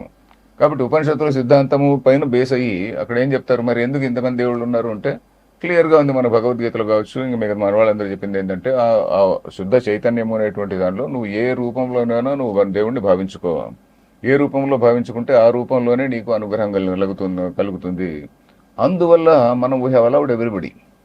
నువ్వు ఎవడో ఏదో చేసుకుంటున్నాడు, ఏదో పద్ధతిలో చేసుకుంటున్నాడు, you need not find fault with him. వాడి ప్రాసెస్లో వాడు ఏదో చేసుకుంటున్నాడు, ఆ ప్రాసెస్లోనే వాడు మంచి మార్గంలోకి వస్తాడు, ఆ ప్రాసెస్లోనే కొంచెం అంతో ఎంతో ఈ హయ్యర్ లెవెల్కి వస్తాడు అనేటువంటిది వీళ్ళ ఆశయం. So sorry to disturb you, ఇక్కడ ఒక్క ప్రశ్న అడగొచ్చా సార్? ఇక యాక్చువల్లీ ప్రొఫెసర్ నాగేశ్వరరావు గారు మీకు తెలిసే ఉంటుంది. మీరు ఇప్పుడు ఏదైతే చెప్పారో భగవద్గీతలో ఎలా ఉంది, నీకు ఏ రూపంలో అయితే దేవుడు అంటే నువ్వు ఆ రూపంలో ప్రే చేసుకోవచ్చు, ఆ రూపంలో నీకు అనుగ్రహిస్తాడు అని చెప్పేసి ఆ శ్లోకాన్ని వారు కూడా ఒక వీడియోలో చేశారనమాట. చేసి ఈ రోజు మీ కృష్ణుడే చెప్పాడు మిగిలిన మతాలు వస్తాయి అని చెప్పేసి వాళ్ళని ఎందుకు మీరు వద్దంటున్నారు? దీనికి చాలా ఇంపార్టెంట్ అది. ఎందుకంటే వాళ్ళు ఏమంటారు, మేము చెప్పిందే కరెక్ట్ అంటారు, మేము చెప్పిందే మా దేవుడే కరెక్ట్, మిగతా వాళ్ళందరూ సైతాన్ రూపాయలు అంటారు. మనది అలా అనలేదు, మనది అట్లా అనలేదు. మన దేవుడు ఏమన్నా అంటే నువ్వు ఏ రూపంలో పూజించినా కూడా నన్నే పూజిస్తున్నావా అంటాడు. క్రిస్టియానిటీలో ఐఎమ్ ఏ జెలస్ గాడ్ అని ఓపెన్ గా ఉంది, దానిలో 2-3 చోట్ల ఐఎమ్ ఏ జెలస్ గాడ్ అనే మాట ఉంది. సో మన దగ్గర ఎప్పుడు అట్లా చెప్పలేదు, ఎక్కడా లేదు. మన దగ్గర ఏంటి, నువ్వు దేవుణ్ణి ఏ రూపంలో 9వ అధ్యాయంలో ఇవ్వండి, 9వ అధ్యాయంలో అన్య దేవతా భక్త అని ఉంది. ఆ ప్రొఫెసర్ నాగేశ్వరరావు అనే నిజంగా భగవద్గీత చదివితే సరిగ్గా వింటే ఆయనకు అర్థమవుతుంది. సో ఏమిటంటే నువ్వు వేరే ఎవరిని పూజించినా, ఏ రూపంలో పూజించినా నన్ను పూజించినట్టే అని. సో అంత లిబరల్ గా ఉంది ఇక్కడ. సో వాళ్ళదేంటి, ఒక వన్ వే, ఒక బ్లైండ్ డాలీ, దాన్ని డెడ్ ఎండ్ అంటాం చూడండి, ఒక డెడ్ ఎండ్ అది. నువ్వు దానిలోకి ఎంటర్ అయినా అంటే ఇంకా మళ్ళీ వేరే క్వశ్చన్ చేసే అధికారం లేదు నీకు. ఇక్కడ నువ్వు రాముడిని తిట్టినా, ఎవరిని తిట్టినా, నువ్వు విష్ణువుని తిట్టినా ఎవడు మాట్లాడేవాడు లేడు. అక్కడ వాళ్ళ దేవుడిని తిట్టి చూడండి, వాళ్ళ దేవుడిని తిట్టితే బతకగలరా? సో మరి ఆ ప్రొఫెసర్ నాగేశ్వరరావు మరి అంత తెలివి లేనివాడా, అతి తెలివిగా మాట్లాడుతున్నాడా? సో అది మనం ఊహించుకోవాలి. అండ్ మీ విషయానికి వచ్చేసరికి ఇప్పుడు ఎడ్యుకేషన్ లో అంటే నార్మల్ గా మీ ఎడ్యుకేషన్ అంటే దాదాపు ఎన్ని సంవత్సరాల క్రితం సార్ మీరు చదువుకుంది? 1972లో నాది ఎంఏ అయిపోయింది. ఇంగ్లీష్ అన్నారు కదా సార్? ఇంగ్లీష్ అనండి. దాని తర్వాత చిల్లర ఉద్యోగాలు ఉంటే కొన్నాళ్ళు ఏదో ఫర్ షార్ట్ టైం ఎల్ఐసిలో పనిచేసా, తర్వాత కొన్నాళ్ళు లెక్చరర్ గా కొన్నాళ్ళు పనిచేసా జూనియర్ కాలేజీలో. తర్వాత మళ్ళీ దీనికి సెలెక్ట్ అయ్యా. అంటే ఆ టైంలో సార్ మన దగ్గర ముఖ్యంగా కమ్యూనిజం, ఈ లెఫ్ట్ భావజాలం చాలా ఎక్కువగా ఉంటుంది కదా కాలేజ్ డేస్ లో కూడా. అక్కడ నుంచి మీరు ఇటువైపు ఎలా అంటే మీ లోపల కూడా? నేను అనంతపూర్లో చదువుకున్నాను కానీ అక్కడ కాలేజీల్లో అంత లేదండి భావజాలం, అంత లేదండి. ఇక్కడ ఉండేది తెలంగాణ ఏరియాలో, తెలంగాణలో పర్టికులర్లీ అప్పుడు 80s, 70s, 80s లో అప్పుడు ముఖ్యంగా ఉండేది అది. ఎందుకంటే అప్పుడే ఇక్కడ తెలంగాణ నుంచి కొంత దానిలో ఫర్ వేరియస్ రీజన్స్ కదండి. Telangana it was ruled by నిజాంలో రూల్ అయినప్పుడు చాలా పెద్ద పెద్ద వాళ్లకు ల్యాండ్ హోల్డింగ్స్ అన్ని ఉండేవి. కొంతమందికి వేలాది ఎకరాల ల్యాండ్ ఉండేది. కొంతమంది ఒక విలేజ్ లో తీసుకుంటే విలేజ్ 2-3 చేతిలో ఉండేది ఆ విలేజ్ లో ఉన్న ల్యాండ్స్ అన్ని. సో నేచురలీ కమ్యూనిజం రావడానికి ఇక్కడ ఒక ఫెర్టైల్ గ్రౌండ్ ఉంది, కారణాలు కూడా ఉన్నాయి. So but then PV Narasimha Rao గారు ల్యాండ్ రిఫార్మ్స్ అవన్నీ చేసిన తర్వాత ఆ ల్యాండ్ రిఫార్మ్స్ లో చాలా ఇవన్నీ బ్రేక్ అయిపోయింది. ఆ సిచ్యువేషన్ మారిపోయింది. 72లోన వారు సీఎం గా ఉన్నారు కదా, ఆ తర్వాత మరి సిచ్యువేషన్ మారిపోయినప్పటికి కూడా అవన్నీ ఇంకా కంటిన్యూ అవుతున్నాయి అనమాట. కంటిన్యూ అయ్యి నో మేము విప్లవం సాధిస్తాం అనుకుంటూ వచ్చారు. బట్ ఇంత పెద్ద దేశాన్ని గన్ను పట్టుకొని ఎవరు మార్చలేరండి. ఇప్పుడు ఏదో క్యూబాలో ఉందనుకోండి, క్యూబాలో విప్లవం వచ్చింది, చిన్న ఒక 300-400 మందితో ఆయన పోయినాడు, ఆ ఫిడెల్ కాస్ట్రో పోయి ఆక్యుపై చేసుకున్నాడు. ఇంత పెద్ద దేశంలో రాలేదు. మరి చైనాలో ఎలా వచ్చింది అంటే, చైనాలో మాస్ రెవల్యూషన్ బాగా వచ్చింది, ఫుల్గా వచ్చింది. లాంగ్ మార్చ్ దానిలో మాస్ ఇది వచ్చింది. తర్వాత అక్కడ సిచ్యువేషన్ వేరే, చైనాలో సిచ్యువేషన్ వేరే, ఇక్కడ సిచ్యువేషన్ వేరే. ఇక్కడ కొన్ని ప్రాంతాల్లో ఏదో అక్కడక్కడ ఇది ఉంది, కానీ ఇది ఫ్యూడలిజం అనేటువంటిది, దేశమంతా ఫ్యూడలిజం లేదు కదా. దేశం నుండి ఎన్నో చిన్న చిన్న కింగ్డమ్స్ ఉండేవి అప్పుడు. సో ఇక్కడ ఆ కింగ్డమ్స్లో ఇట్లాంటి సిచ్యువేషన్ లేదు కదా. సో కాబట్టి చైనాలో ఉన్న సిచ్యువేషన్ ఇక్కడ లేదు, క్యూబాలో ఉన్నటువంటి సిచ్యువేషన్ లేదు. కాబట్టి ఇండియాలో ఏదో గన్ను పట్టుకొని మేము మారుస్తామంటే అది వీలు కాదు కదా. సో అందువల్ల కమ్యూనిజం ఫెయిల్ అయిందండి. అది ఓకే ఓకే యాక్చువల్లీ కమ్యూనిజం అనేది వచ్చింది అని అన్నారు కదా మీరు, వాటన్నిటిని చూసి అక్కడ నుంచి ముఖ్యంగా విద్యార్థి దశలో చాలా మంది తెలంగాణ విషయంలో వచ్చిన ఆంధ్రలో కూడా నేను కొంతమేర చూశాను సార్, కొంతమేర చదివాను. చాలా మట్టుకు అటువైపుకు అడుగులు వేసే ప్రయత్నాలు చాలా ఎక్కువగా చేశారు అని. అంటే కొంతమందికి అట్లా ఇన్ఫ్లుయెన్స్, అది కూడా ఎమోషనల్ ఇది కదండి. మేబీ నా అదృష్టవశాత్తు అలాంటి వాడు ఎవడు నన్ను పట్టుకోలేదు మేబీ. సో ఇంగ్లీష్ లిటరేచర్ చదవడం వల్ల కొంత ఇట్లాంటివి కూడా జనరల్గా కొన్ని తెలిసి ఉండేవి. ఏంటంటే ఉదాహరణకి బెర్నార్డ్ షా ఏదో చెప్పాడు కదా, a person who is not a communist in his 20s is a fool, and one who remains a communist after 40s is also a fool. అని ఇట్లాంటివి కొన్ని ఏదో తెలుసుకొని చదువుకొని ఉండేవాళ్ళము. కొంత అంతో ఇంతో కొంచెం తెలిసి ఉండేది. విప్లవ కవిత్వం అంటే ఏమిటి ఇవన్నీ కూడా నేను కూడా విప్లవ కవిత్వం చదివాను చిన్నప్పుడు. చదివాను కానీ పెద్దగా నాకేం ఎక్కలేదంటే దాని గురించి కాదు, ఏదో తమాషగా ఉంది అనుకున్నాం అంతే. తమాషగా ఉంది దాని పెద్దగా. నేను ఆ బ్యాక్గ్రౌండ్, నేనేం రిచ్ బ్యాక్గ్రౌండ్ నుంచి వచ్చినోడిని కాదు. పూర్ పీపుల్ అందరూ కమ్యూనిస్టులు కావాలి అని ఏం లేదు. పూర్ పీపుల్లో నేను I'd not become communist. Poor people అందరూ కూడా కమ్యూనిస్టులు అయితే ఇప్పుడు మన దేశం అంతా ఎప్పుడో మారిపోవాల్సి ఉండే. సో పూర్ పీపుల్ అందరూ కూడా పాపం వాళ్ళు ఏదో పూజలు, వాళ్ళకి ఇంట్లో కొంచెం డిసిప్లిన్ ఇవన్నీ ఉంటాయి కదా. సో దానివల్ల ఇప్పుడు మిడిల్ క్లాస్ డిసిప్లిన్ వల్ల కమ్యూనిజం ఫెయిల్ అయిపోతుందండి. మిడిల్ క్లాస్ లో అంతో ఇంతో ఇప్పటికి కూడా డిసిప్లిన్ ఉన్నది. ఆ డిసిప్లిన్ వల్ల కమ్యూనిజం కెనాట్ కమ్. ఇప్పుడు ఏమీ లేనప్పుడు రిలీజన్ ఎక్కడా లేకుండా ఉంటుంది చూడండి, అలాంటి చోట కమ్యూనిజం వస్తుంది. సార్ అంటే ఫస్ట్ క్వశ్చన్, మనం ఎడ్యుకేషన్ గురించి ఒకటి మాట్లాడాం కదా. ఈ రోజు కూడా ఎడ్యుకేషన్ గురించి మనం ఎప్పుడు మాట్లాడినా కూడా మెకాలే, మ్యాక్స్ ముల్లర్ వీళ్ళని బూచిగా మనం చూపిస్తూ ఉంటాం. అంటే మెకాలే విద్యా విధానం వచ్చి మనల్ని బానిసలుగా తయారు చేసింది అని చెప్పేసి. బట్ అది జరిగింది ఎప్పుడు, చాలా సంవత్సరాలు గడిచిపోయాయి, స్టిల్ ఇప్పటికీ మనం వాళ్ళని చూపిస్తున్నాం. అండ్ మ్యాక్స్ ముల్లర్ ఆయన మన వేద సాహిత్యాలన్నీ కూడా ఏదో ఆయనకు తెలియని జ్ఞానంతోనో లేకపోతే కావాలనో మార్చాడు. అదే చదువుకుంటున్నాం, అదే చదివి మన దాంట్లోనే మనకు చాలా తప్పులు మనకు కనపడుతున్నాం అని అంటున్నాం. దీనిపైన ఇప్పుడు పని చేయాల్సినటువంటి అవసరం ఉందా? ఇప్పుడు మొట్టమొదట మెకాలే వాళ్ళ గురించి ఎప్పుడో అయిపోయింది అనే క్వశ్చన్ల కంటే వాళ్ళు చేసిన డ్యామేజ్ చాలా ఎక్కువ ఉందండి. ఎందుకంటే ఇప్పుడు సంస్కృతం స్కూళ్ళన్నీ క్లోజ్ చేశారు. సంస్కృతానికి ఒకవేళ ఇంకా ఎక్కడన్నా ఉంటే కూడా దానికి కంప్లీట్గా వాళ్ళకు ఫండ్స్ తగ్గించి వాళ్ళ టీచర్స్కి, మిగతా టీచర్లకు వచ్చిన శాలరీలో హాఫ్ శాలరీ ఇచ్చి ఇట్లంతా చేశారు. దాని తర్వాత ఇప్పుడు సంస్కృతం హౌ ఇట్ సర్వైవ్డ్ అంటే, పల్లెల్లో చాలా మంది పండితులు ఉండేవాళ్ళు. పల్లెల్లో ఉన్నటువంటి పండితులు ఇప్పుడు మనకు ఈస్ట్ గోదావరి, వెస్ట్ గోదావరి, కృష్ణా, గుంటూరు ఇక్కడ చూస్తే నేను అక్కడ పనిచేశాను. అక్కడ చిన్న చిన్న పల్లెల్లో వేద పాఠశాలలు ఉండేవి, ఇప్పుడు కూడా ఉన్నాయి వేద పాఠశాలలు. చిన్న పల్లెల్లో ఏంటంటే వాళ్ళు తాతకాలం నుంచి ఇంకా ఇప్పటి నుంచి ఎన్నో జనరేషన్స్ నుంచి వేద పాఠశాలలు నడుపుతున్నారు. వాళ్ళు 10 మందికి పాఠం చెప్తుంటారు. సో ఆ విధంగా ఇంట్లోనే ఆయన టీచర్ భార్యనే వంట చేసి పెడుతూ ఉంటుంది. ఈయన మామూలుగా విలేజర్స్లో మిగతా ఉంటారు కదా, కొంచెం మంచి వాళ్ళు ఉంటారు కదా, వాళ్ళ నుంచి ఏదో డబ్బులు వసూలు చేసుకొని, వాళ్ళ గింజలు అవి వసూలు చేసుకొని అది నడిపేవాడు, గురుకులం నడిపేవాడు. ఆ విధంగా సంస్కృతం నిలపబడిందండి. సంస్కృతము ముఖ్యంగా శాస్త్రం అంటే ఏంటంటే, ఇప్పుడు నేను ఇంతకుముందు చెప్పాను చూడండి, వేదాంతం అనే శాస్త్రం, ఉపనిషత్తులు, సిద్ధాంతం అని చెప్పాను కదా, దట్ ఈస్ ఎ సైన్స్ అండి. ఉపనిషత్తులు అనేటువంటిది ఇట్ ఈస్ ఎ సైన్స్. ఏదో రిలీజన్ లాగా బిలీఫ్ కాదు అది. అక్కడక్కడ బిలీఫ్ ఉంటుంది కొంచెం. ఇప్పుడు ఫర్ ఎగ్జాంపుల్ పునర్జన్మ ఇట్లా కొన్ని బిలీఫ్స్ ఉంటే ఉండొచ్చు, బట్ దాని గురించి కూడా లాజికల్గా డిస్కస్ చేస్తారు మళ్ళీ. సో చాలా మటుకు లాజికల్గా ఉంటుంది. దాన్ని అర్థం చేసుకోవడానికి తర్కము, వ్యాకరణము, న్యాయము ఇట్లాంటివన్నీ వచ్చినాయి. తర్కము ఉంటేనే న్యాయశాస్త్రం అంటారులేండి. మీమాంస అనే ఒక శాస్త్రం వచ్చింది. ఇట్లాంటి శాస్త్రాలన్నీ కూడా పల్లెల్లో బ్రాహ్మలు వీళ్ళందరూ కూడా టీచర్లు ఉండేవాళ్ళు కదా, పూర్వకాలంలో పండితులు ఉండేవాళ్ళు కదా, వాళ్ళు ప్రిజర్వ్ చేశారు. లేదా మెకాలే ఏం చేసినా మెకాలే చేసుకున్నాడు పెద్ద డ్యామేజ్ చేసుకుని ఎంత చేసినా కూడా వీళ్ళు నిలిపారు ఓవర్ ఏ పీరియడ్. మెకాలే చేసిన డ్యామేజ్ ఏంటంటే ఇప్పుడు కాలేజీల్లోనూ ఎప్పుడైతే కంప్లీట్గా ఇదైపోయిందో అప్పుడు చాలా మంది సోకాల్డ్ బ్రాహ్మిన్స్ అప్పర్ కాస్ట్ వాళ్ళు 2-3 జనరేషన్స్ వాళ్ళు కంప్లీట్గా ఇంగ్లీష్ ఎడ్యుకేషన్లోకి వెళ్ళిపోయారు. వాళ్ళందరూ ఒక 2 జనరేషన్స్లో వెళ్ళిపోయారంటే ఇంకా పోయినట్టే, ఆ ట్రెడిషన్ పోయినట్టే. అంతకుముందు అందరూ గొప్ప గొప్ప ఏమంటే ఇంటలెక్చువల్ హెరిటేజ్ ఉన్నటువంటి వాళ్ళందరూ కూడా దాన్ని పోగొట్టుకొని వాళ్ళు ఏదో అడ్వకేట్లు కావడము, ఇంకేదో సైంటిస్టులు కావడము, ఇంకేదో వాళ్ళు బాగా షైన్ అయినారు. ఆ కాలంలో బాగా షైన్ అయినారు. షైన్ కావడం వల్ల మళ్ళీ వాళ్ళు టార్గెట్ అయినారు. Madras is the greatest example. వాళ్ళు పల్లెల్లో ఉండి మామూలుగా ఏదో ఉన్నంత వరకు పర్వాలేదు. వీళ్ళందరూ ఎప్పుడైతే మెకాలే సిస్టమ్ వల్ల వీళ్ళందరూ కూడా అడ్వకేట్లు కావడము, కాలేజీల్లో ప్రొఫెసర్లు కావడము, ఇంకా హైకోర్టుల్లో జడ్జిలు కావడము, ఇవన్నీ కూడా కంప్లీట్ గా వీళ్ళే ఉన్నారు కదా. గవర్నమెంట్ సర్వెంట్స్ లోకి రావడము, ఎందుకంటే వాడు సంస్కృతం పోయింది. సంస్కృతం పోయినప్పుడు వాడు ఇంకేం చేస్తాడు, వాడికి వచ్చింది చదువుకోవడమే, వాడు చదువుకోవడం తప్ప ఇంకేం తెలియదు.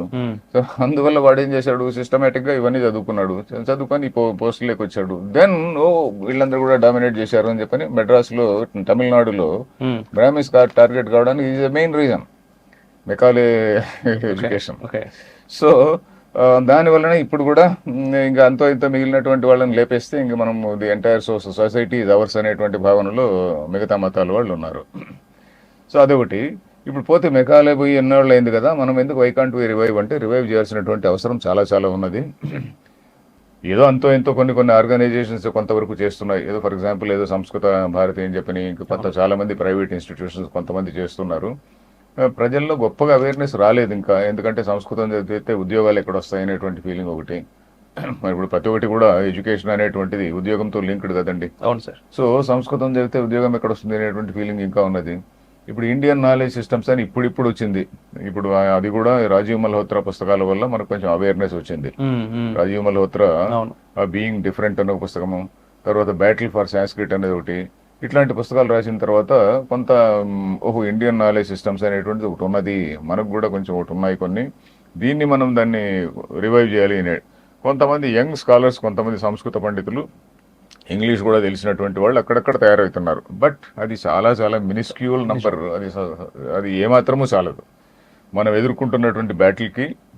ఇది ఏమాత్రమూ చాలదు. ఇది ఇంటలెక్చువల్ బ్యాటిల్ అన్నాను కదా, అది ఏమాత్రమూ చాలదు. So that is the situation అండి. మన బ్యాటిల్ చాలా ఘోరంగా, చాలా భయంకరంగా ఉంది, దానిలో డౌట్ ఏం లేదు. సార్, ఈరోజు మీరు అన్నట్టుగానే ఈరోజు పెద్ద పెద్ద రాజకీయ నాయకులు సైతం సంస్కృతం మృత భాష అని మాట్లాడుతూ ఉన్నారు. సంస్కృతం అవసరం లేదు అంతా అన్నారు కదా నాయకులందరూ కూడా, కర్ణాటకలో, తమిళనాడులో అన్నారు కదా మృత భాష అంటే. మరి దాన్ని ఎవరు ఛాలెంజ్ చేసేవాళ్ళు ఎవరు లేరు. మృత భాష అంటే ఎందుకంటే ఎవరికి తెలియదు, వీటికి తెలియదు. అందరూ మన పురోహితులు ఉన్నారు, వాళ్ళు ఏదో మంత్రాలు చెప్తారు, వాళ్ళకు కూడా పవన్ భాష తెలుసా అంటే వాళ్ళకు కూడా తెలీదు. వాళ్ళు ఏదో వేద పాఠశాలకు వెళ్తారు, వేద పాఠశాలకు వెళ్ళిన తర్వాత స్మార్థం అని నేర్చుకుంటారు. స్మార్థం అంటే ఏంటి, గణేష్ పూజ ఎలా చేయించాలి, ఇంకేదో పుణ్యాహవాచం ఎలా చెప్పాలి, లేకుంటే ఇంకేదో సత్యనారాయణ వ్రతం ఎలా చేయించాలి, ఇవి నేర్చుకొని దర్భ ముడి ఎలా వేయాలి, ఇది కొంచెం ఇట్లాంటివి నేర్చుకుంటారు. నేర్చుకునేసిన తర్వాత అయిపోయింది ఆయన ఫుల్ ఫ్లెజ్డ్ ఇంకా. సో ఆయన ఏదో చిన్నగా పోతుంటాడు. సో మనందరికీ ఎవడో ఒకటి కావాలి కదా, మనం ఏదో పూజ చేయించడానికి ఎవరో ఒకరు కావాలి, పిలుస్తాము, ఏదో చేస్తుంటాం. ఆ లెవెల్లో ఉంది. అంతేగాని మన రిలీజన్, భగవద్గీత ఎంతమందికి అర్థమైంది? భగవద్గీతలో ఉన్నటువంటి, భగవద్గీత అంటే ఉపనిషత్తులలో చెప్పినటువంటి ఫిలాసఫీ అంతా కూడా దానిలో ఎన్కాప్సులేట్ చేస్తుంది. సో అది మరి ఎంతమందికి తెలుసు? So that is the basic thing అండి. ఉపనిషత్తుల్లోనూ భగవద్గీతలో ఉన్నటువంటి ఫిలాసఫీ కొంతవరకునైనా ప్రజలకు ట్రాన్స్మిట్ కాకుంటే, ఇది ఇంత గ్రేట్నెస్, ఇంత గొప్పది మనది, ఇది మతానికిను ఫిలాసఫీకి ఉన్నటువంటి తేడా వాటికి తెలుస్తుంది. ఇప్పుడు ఆయన ఎవరు ప్రొఫెసర్ నాగేశ్వరరావు అన్నారు కదా, ఓకే ఏ దేవుడైనా ఒకటి అన్నప్పుడు వాళ్ళు దేవుడిని ఎందుకు యాక్సెప్ట్ చేయకూడదు అంటే, వాళ్ళు అనేది ఏంటి, మాది తప్ప ఇంక మిగతావన్నీ సైతాన్ రూపాలు, మిగతా వాళ్ళని నరికేసేయాలి అంటారు. మన దగ్గర లేదు కదా, మరి ఈ తేడా ఎందుకు తెలియదు ఆయనకి? సో కాబట్టి ఆయన తెలిసి మాట్లాడుతున్నాడు, దాన్ని మనం ఏం చేయలేము. మనం మేధావులందరూ అంతే, వాళ్ళు తెలిసి కూడా మాట్లాడుతుంటారు. That is unfortunate thing. So అది సార్. అండ్ ఇంతకుముందు మీరు చెప్పినట్టుగా, ఎందుకంటే బ్రతకడానికి కావాల్సిన దానికోసం పోరాటం జరుగుతూ ఉంటుంది. ఈ రోజు స్మార్థం నేర్చుకున్నా కూడా బ్రాహ్మణులు ఎందుకు అంటే బ్రతకడానికి వాళ్ళకి అది మాత్రమే అవసరం. ఈ రోజు వేదన నేర్చుకున్నటువంటి వేద పండితులు ఎందరో తిండికి కూడా సరిగా లేకుండా బ్రతుకుతున్నటువంటి మనం చూస్తా ఉన్నాం. అండ్ కానీ ఇప్పటికీ బ్రాహ్మణులపైనే ఏడుస్తున్నారు చాలా మంది. రీసెంట్ గా పాటలు ఏదో చాలా హీనంగా చాలా పెద్ద పెద్ద సభల్లో బ్రాహ్మణుల పైన పాటలు పాడుతుంటే వాళ్ళు డబ్బులు ఇచ్చి రాయిస్తారండి. ఎందుకంటే నేను చెప్పాను కదా, ఇప్పుడు క్రిస్టియానిటీకి కానీ ఇస్లాంకి కానీ వాళ్ళకి ఈ బ్రాహ్మణ్ అనేటువంటి దాన్ని ఒక దాన్ని లేపేస్తే ఇంకా మిగతా అంతా సొసైటీ వాళ్ళందరూ ఇగ్నోరెంట్, వాళ్ళకి ఏమీ బ్రాహ్మడు కూడా ఇగ్నోరెంట్. కానీ వీడు ఎందుకు మరి అంతో ఎంతో వీడు హిందూ మతం బతికింది అంటే అందరికీ పూజలు దేవుడు అంటే భయం ఉంది కదండి. ఆ పూజలు అంటే దేవుడు మన ప్రజలకు భయం ఉండడం వల్ల హిందూ మతం బతుకుతుంది అంతే. ఈ భయం లేదు నువ్వు అల్లాను పూజించు దానివల్ల పోతుంది అంటే కానీ మారిపోతాడు అంతే. దానిలో యాజ్ సింపుల్ యాజ్ దట్. అంతవరకు ఏదో బ్రాహ్మడు ఉన్నాడు, ఏదో మన వాళ్ళు పూర్వకాలం నుంచి ఏదో బ్రాహ్మణులు పిలిచినారు అని చెప్పి వీడి హార్మ్లెస్ ఫెలో. బ్రాహ్మడు ఉన్నటువంటి వాడు వీడేం ఎవరికి ఏం హామ్ చేయలేడు, ఏదో వస్తాడు పూజ చేసిపోతాడు, ఏదో చేస్తుంటాడు కదా. ప్లస్ ఏదో కొంచెం సింపుల్గా ఉంటాడు. ఇంకా మిగతా దుర్లక్షణాలు చాలా మటుకు తక్కువగానే ఉంటాయి. మిగతా వాళ్ళతో పోలిస్తే చాలా మటుకు అన్ని దుర్లక్షణాలు ఉండకపోవచ్చు. కొంతమందిలో ఉండొచ్చు, బట్ చాలా మందిలో ఉండకపోవచ్చు, బాగానే ఉంటారు. సో అందుకని ఓహో పాపం మంచితనానికి ఇంకా కొంచెం రెస్పెక్ట్ ఇస్తున్నారు కాబట్టి బ్రాహ్మణులు ఇంకా కొంచెం బతుకున్నారు. So that is the only difference. Yes sir. And ఇంకొకటి సార్, మీరు ఉపనిషత్తుల పైన సంస్కృతంలోనే పిహెచ్డి చేశారు. అవునండి. అసలు సంస్కృతం ఎప్పుడు ఎంటర్ అయింది మీ లైఫ్లోకి? అండ్ ఉపనిషత్తుల పైన సంస్కృతంలో పిహెచ్డి చేయాలని ఎందుకు అనిపించింది? అంటే చిన్నప్పటి నుంచి మాకు చిన్నగా ఎంతో సంస్కృత బ్యాక్గ్రౌండ్ ఉందండి. మా అమ్మగారి నాన్నగారు ఆయన పురోహితుడు. ఆయన మాకు ఇదేంటి మన సంస్కృతంలో అమరకోశం అని ఉంది చూడండి, అమరకోశం ఎంతో కొంచెం బట్టి వేయించాడు. చిన్న చౌటు శ్లోకాలు చెప్పేవాడు. చిన్న శ్లోకాలు ఉంటే నేను ఇందాక చెప్పాను చూడండి, దేవుడి గురించి కాదు, దేవుడి గురించి కాకుండా ఏదో చాటు శ్లోకాలు చెప్పేవాడు. ఆ శ్లోకాలు కొంచెం చెప్తే ఏదో అసంతుష్టో ద్విజో నష్ట సంతుష్ట ఇవ పార్థివ, ఏదో సంథింగ్ లైక్ దట్. ఎట్లా కొన్ని శ్లోకాలు. ఇంకేదో స్వగృహే పూజ్యతే మూర్ఖ స్వగ్రామే పూజ్యతే ప్రభు, ఏదో చిన్న శ్లోకం చూడండి. ఒక మూర్ఖుడు ఉన్నాడు అనుకోండి, వాడికి ఇంట్లోనే వాడికి రెస్పెక్ట్. స్వగ్రామే పూజ్యతే ప్రభు, ఒక ఊరు పెద్ద మనిషి అంటే వాడు ఆ ఊర్లోనే. స్వదేశే పూజ్యతే రాజా, రాజు అనేటువంటి వాడి దేశంలోనే వాడికి మర్యాద. విద్వాన్ సర్వత్ర పూజ్యతే అంటాడు అనుకోండి, వీడి మైండ్లో ఒక ఇది వస్తుంది, ఓహో విద్వాంసుడు అనేటువంటి వాడు, చదువుకున్నటువంటి వాడు ఎక్కడైనా వాడికి రెస్పెక్ట్ వస్తుంది అనేటువంటి భావన వస్తుంది. ఇలాంటివి శ్లోకాలు చెప్పేవాడు. చిన్న పుస్తకాలు కూడా వచ్చేవి ఆ కాలంలో. సో ఆ శ్లోకాలు బట్టి వేసుకుంటూ ఉండేవాళ్ళం. సో ఆ విధంగా కొంచెం సంస్కృత భాష రాకపోయినా శ్లోకాలు రావడం వల్ల ఎంతో కొద్దిగా అట్లా సంస్కారం ఉండేది. మెల్లిమెల్లిగా కొద్దిగా ఇంప్రూవ్ చేసుకున్నాను. తర్వాత 94, 95 వరకు అప్పుడు హైదరాబాద్ వచ్చినప్పుడు కొద్దిగా సిస్టమేటిక్గా సంస్కృతాన్ని కొంచెం చదవడం ప్రాక్టీస్ చేసి పుల్లెల రామచంద్ర గారి దగ్గరికి వెళ్ళి ఆయన దగ్గర రెగ్యులర్గా భగవద్గీత భాష్యము ఉపనిషత్తుల భాష్యము కొన్ని సంవత్సరాల పాటు రెగ్యులర్గా వెళ్ళి చెప్పించుకున్నాం. పుల్లెల రామచంద్రుడు ఇంకా ఒకరిద్దరు పండితులు. రిటైర్ కాక ముందే 94, 95 నుంచి 94, 90 నేను 93లో విజయవాడ గుంటూరు నుంచి ఇక్కడికి వచ్చాను. 93 నుంచి సిటీలోనే ఉన్నాను. సో 94, 95 నుంచి చదువుతున్నాను. రిటైర్ అయిన తర్వాత కాదు. రిటైర్ అయిన తర్వాత సంస్కృతం చదివితే ఈ వయసులో ఎక్కడ వస్తుంది? చిన్నప్పటి నుంచి ఉంది. కాళిదాసు అవన్నీ ఆ లెవెల్లో ఉండేది ముందంతా. ఆ విధంగా కొంచెం అలా నేర్చుకొని దాని తర్వాత మళ్ళీ ఇవన్నీ భగవద్గీత ఇవన్నీ చదివిన తర్వాత కొంచెం వరే ఎంఏ ఎందుకు చదవకూడదు అని చెప్పి ఎంఏకి అపియర్ అయినాము. తర్వాత మళ్ళీ పిహెచ్డి కూడా చేశానండి. అద్భుతం సార్. అండ్ మరోవైపు ఇదే 93, 94 ఇది గురించి చెప్తున్నారు కాబట్టి 96లో మీరు నక్సలైట్ టెర్రరిజం పుస్తకం కూడా రాశారు. అవునండి. దాని గురించి అంటే ఒక పుస్తకం రాయాలనే అంత భావన ఎందుకు కలిగింది సార్ నక్సలైట్ల పైన?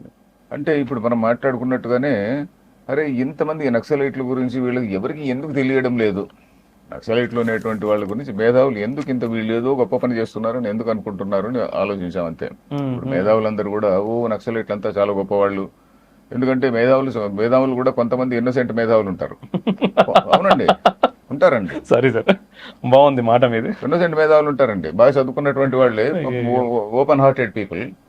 వాళ్ళు ఏంటంటే అరే వీళ్ళు చేస్తున్నది మంచిదే కదా, వాడికి కోపం ఉంటుంది. ఇప్పుడు ఊళ్ళో ఎవడో సమాజంలో జరుగుతున్నాడు చిన్న అన్యాయాలన్నీ ఉంటాయి కదా, వీడి దొర ఇట్లా చేసినాడు, ఇంక ల్యాండ్ లార్డ్ ఇట్లా చేసినాడు, మరొకటి ఇలా చేశాడు, అనేక విషయాలపైన కోపం ఉంటుంది.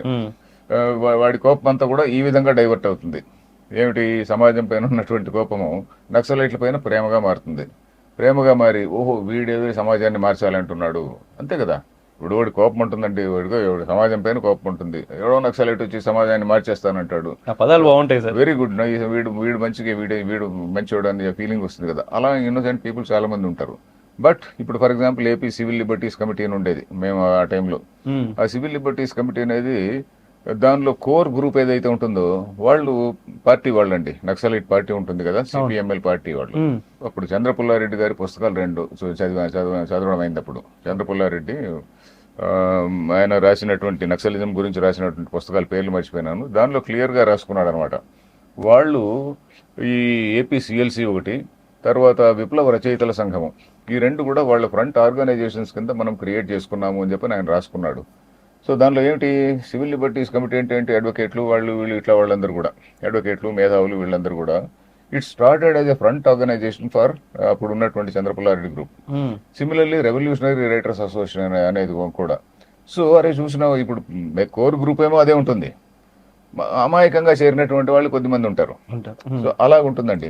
సో అమాయకంగా చేరినటువంటి వాళ్ళు కొంతమంది ఉన్నారు అనుకోండి, వాళ్ళు పాపం ఈయన చాలా మంచివాడు అండి, రోజు పూజ కూడా చేసుకుంటాడు, మా ఇంటి పక్కనే ఉంటాడు, చాలా మంచివాడు, ఈయన రెవల్యూషనరీ అనేటువంటి ఫీలింగ్ అందరికీ ఉంటుంది. చాలా రెస్పెక్టబుల్ మ్యాన్ అండి, చాలా రెస్పెక్టబుల్ పీపుల్ అప్పుడు వీళ్ళతో చేరారు. కొంతమంది ఆఫీసర్లు కూడా మన కర్మ కొద్ది, కొంతమంది సీనియర్ ఆఫీసర్లు ఇట్లా వాళ్ళు కూడా అట్లాంటి వాళ్ళు నక్సలైట్లు కాకపోయినా నిజంగా వాళ్ళపైన చాలా చాలా సింపతి వాళ్ళు ఉండేవాళ్ళు. సో అందువల్ల అట్లాంటివన్నీ నేను చూసి అప్పుడు ఇంకా నేను ఈ టెర్రరిజం గురించి ఇవన్నీ చదవడం జరిగింది. అంటే టెర్రరిజం అనేటువంటిది ఏ విధంగా లిబరల్ స్టేట్స్లో, అందులో డెమోక్రాటిక్ స్టేట్స్లో టెర్రరిజం ఎక్కడ ఫ్లరిష్ అవుతుంది, ఓన్లీ ఇన్ డెమోక్రసీస్. డెమోక్రసీ లేకుంటే టెర్రరిజం ఫ్లరిష్ కాదు కదా. సో ఆ విధంగా లిబరల్ స్టేట్లో ఏ విధంగా టెర్రరిజం అనేటువంటిది, any type of Naxal, any type of ఇది terrorism flourishes only in liberal state. ఎందుకంటే జ్యుడిషియరీ కూడా వాళ్ళు మమ్మల్ని మించిన ధర్మరాజులు లేరు, ధర్మ నిర్ణయంలో లేక న్యాయ నిర్ణయంలో ధర్మరాజుని మించిన వాళ్ళు లేడంటారు కదా, మమ్మల్ని మించిన వాళ్ళు లేరు అనే ధోరణిలో వాళ్ళు ఉంటారు. సో అందువల్ల వాళ్ళు ఇంకా they ten to help the ఎవరైతే రియల్ అక్యూజ్డ్ ఉంటారో వాడిని హెల్ప్ చేయడాలని చూస్తారు, కానీ విక్టిమ్కి హెల్ప్ చేయాలని వాళ్ళు కూడా చూడరు. So law you have to prove the point to the HILT అని చెప్పని అంటారు చూడండి, we have to prove that point to the guilt to the HILT అని చెప్పని. సో అలాంటి స్లోగన్స్ వాళ్ళకు ఉన్నాయి. సో కాబట్టి మనము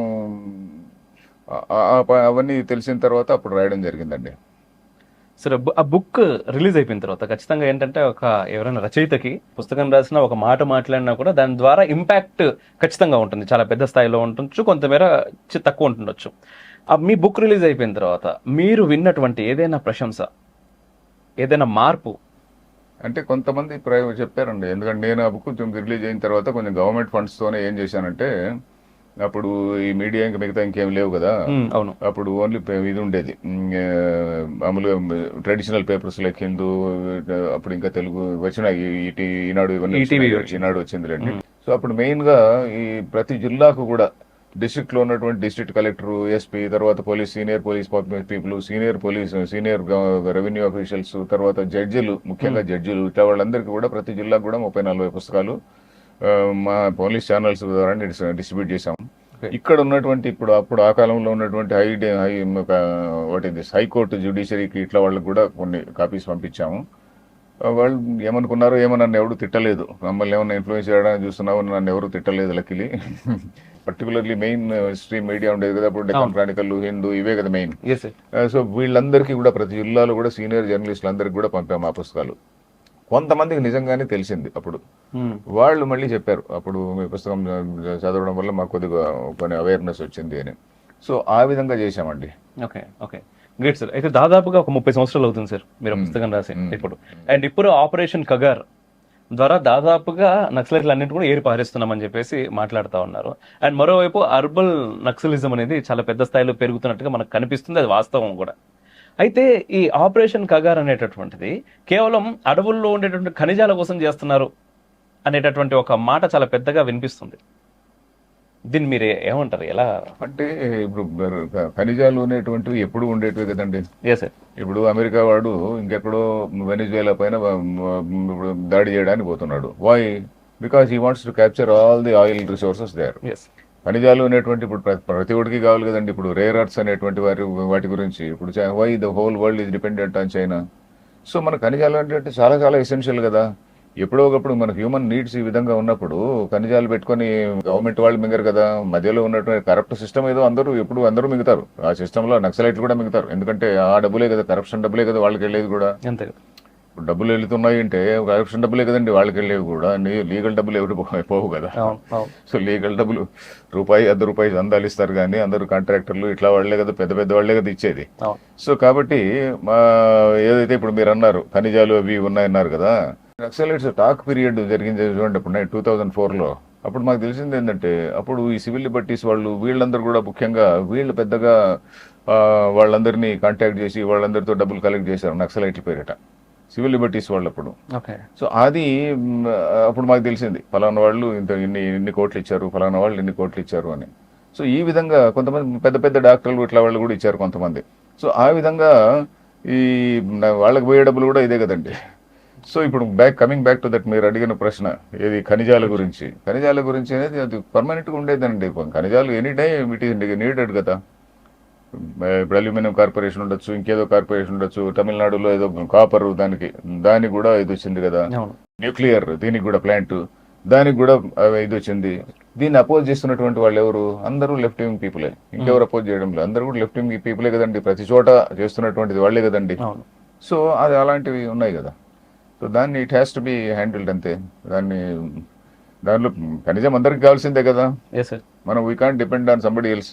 అండ్ అర్బన్ నక్సలైట్స్ గురించి చెప్పండి, ఏం చెప్తారు సార్? అర్బన్ నక్సల్స్ అనేది కొత్త ఫీచర్ ఏం కాదండి. ఇప్పుడు ఆ కాలంలో మేము సిఎల్సి అనేటువంటి వాళ్ళే same people are there urban Naxals అంతే. అది కొత్త పదం ఆయన అంతే కానీ పాత వాళ్లే పేరు కొత్తది అయిందంతే. అంతేనండి, యాజ్ సింపుల్ యాజ్ దాట్. ఇప్పుడు అంత ముందున్నటువంటి వాళ్ళు సేమ్ పీపుల్, వాళ్ళు కొత్తగా ఒక ఆయన పేరు పెట్టాడు. అండ్ ఇంతకుముందు మీరు చెప్పినట్టుగా మేధోపరమైనటువంటి యుద్ధంలో భాగంగా వీళ్ళ ప్రభావం చాలా ఎక్కువగా ఉంది కదా సార్, దీన్ని ఎలా తట్టుకోవడం? అంటే మరి ఎలా తట్టుకోవడం అంటే కౌంటర్ రైటింగ్స్ రావాలి అంతే. కౌంటర్ రైటింగ్స్ రాస్తున్నారు, కొంతమంది రాస్తున్నారు, లక్కీలీ రాస్తున్నారు. సో ఇప్పుడు మీరు ఫర్ ఎగ్జాంపుల్ మన అగ్నిహోత్రి గారు ఉన్నారు చూడండి, అగ్నిహోత్రి గారి book release, urban Naxals book release కూడా నేను వెళ్ళాను, ఇక్కడ నేను కూడా మాట్లాడాను దాని గురించి. ఇక్కడే మన యాస్కీలో జరిగింది. సో అది రాస్తున్నారు, చాలా మంది రాస్తున్నారు కదా luckily. That is only way. అంటే ప్రజలు ఎన్ని జరిగినా కూడా ప్రజల్లో ఏంటంటే గవర్నమెంట్ పైన వీళ్ళపైన కోపం ఉంటుంది చూడండి. ఆ కోపము gets transformed as love for these rebels. That is only thing అండి. మన మనిషిలో ఏమైతుందండి, మనకు ఉన్నటువంటి ఫ్రస్ట్రేషన్, ఆ ఫ్రస్ట్రేషన్ వల్ల వీడే బెటర్ అనిపిస్తుంది. సార్. అండ్ మరొక విషయం సార్, అంటే హిందుత్వం గురించి మనం మాట్లాడుతున్నప్పుడు ఈ రోజు ముఖ్యంగా భారతదేశంలో బిలో పవర్టీకి సంబంధించిన వాళ్ళు చాలా ఎక్కువగా ఉంటారు. అండ్ వాళ్ళకి ఏంటి అంటే పొద్దున తింటే రాత్రికి ఎట్లా, రాత్రి తింటే రేపు పొద్దున ఎట్లా అని ఆలోచించే జనాలు చాలా ఎక్కువగా ఉన్నారు సార్.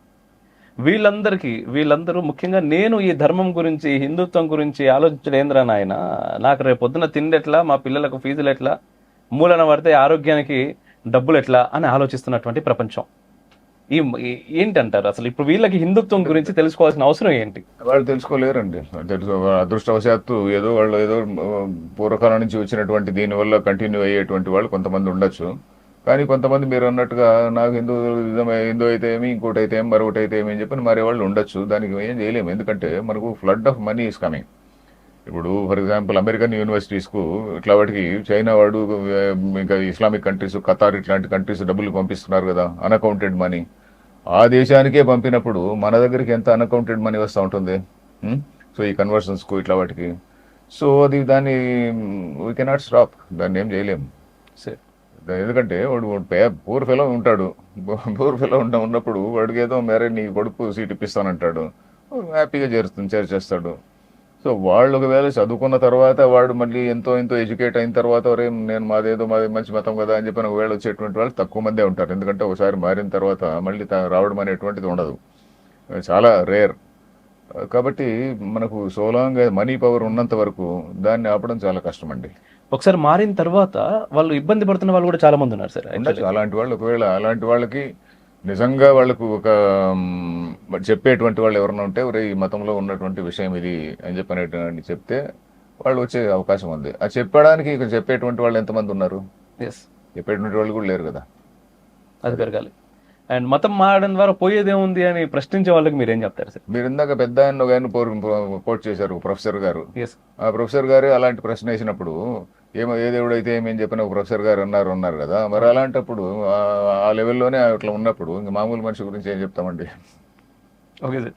అండ్ మరొకసారి మనం భగవద్గీత దగ్గరికి వద్దాం సార్.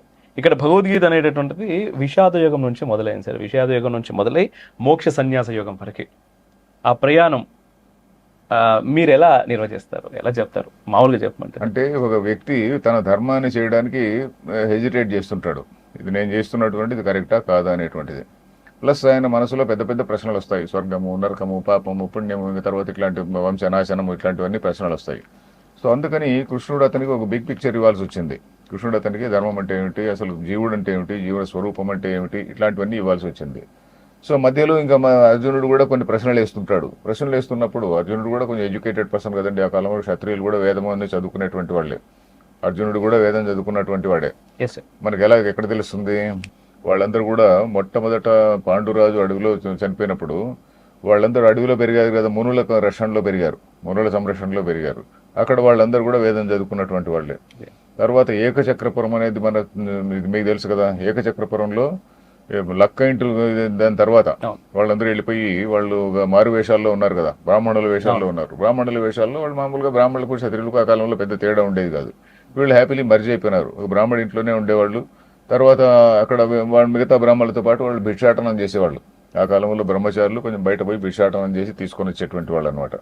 సో ఆ విధంగా భిక్షాటనం చేసి జీవించేవాళ్ళు కదా. సో అప్పుడు ఆ టైంలో కూడా మిగతా బ్రాహ్మణులాగానే వాళ్ళందరూ కూడా వాళ్ళతో పాటే మిగతా చేశారనమాట.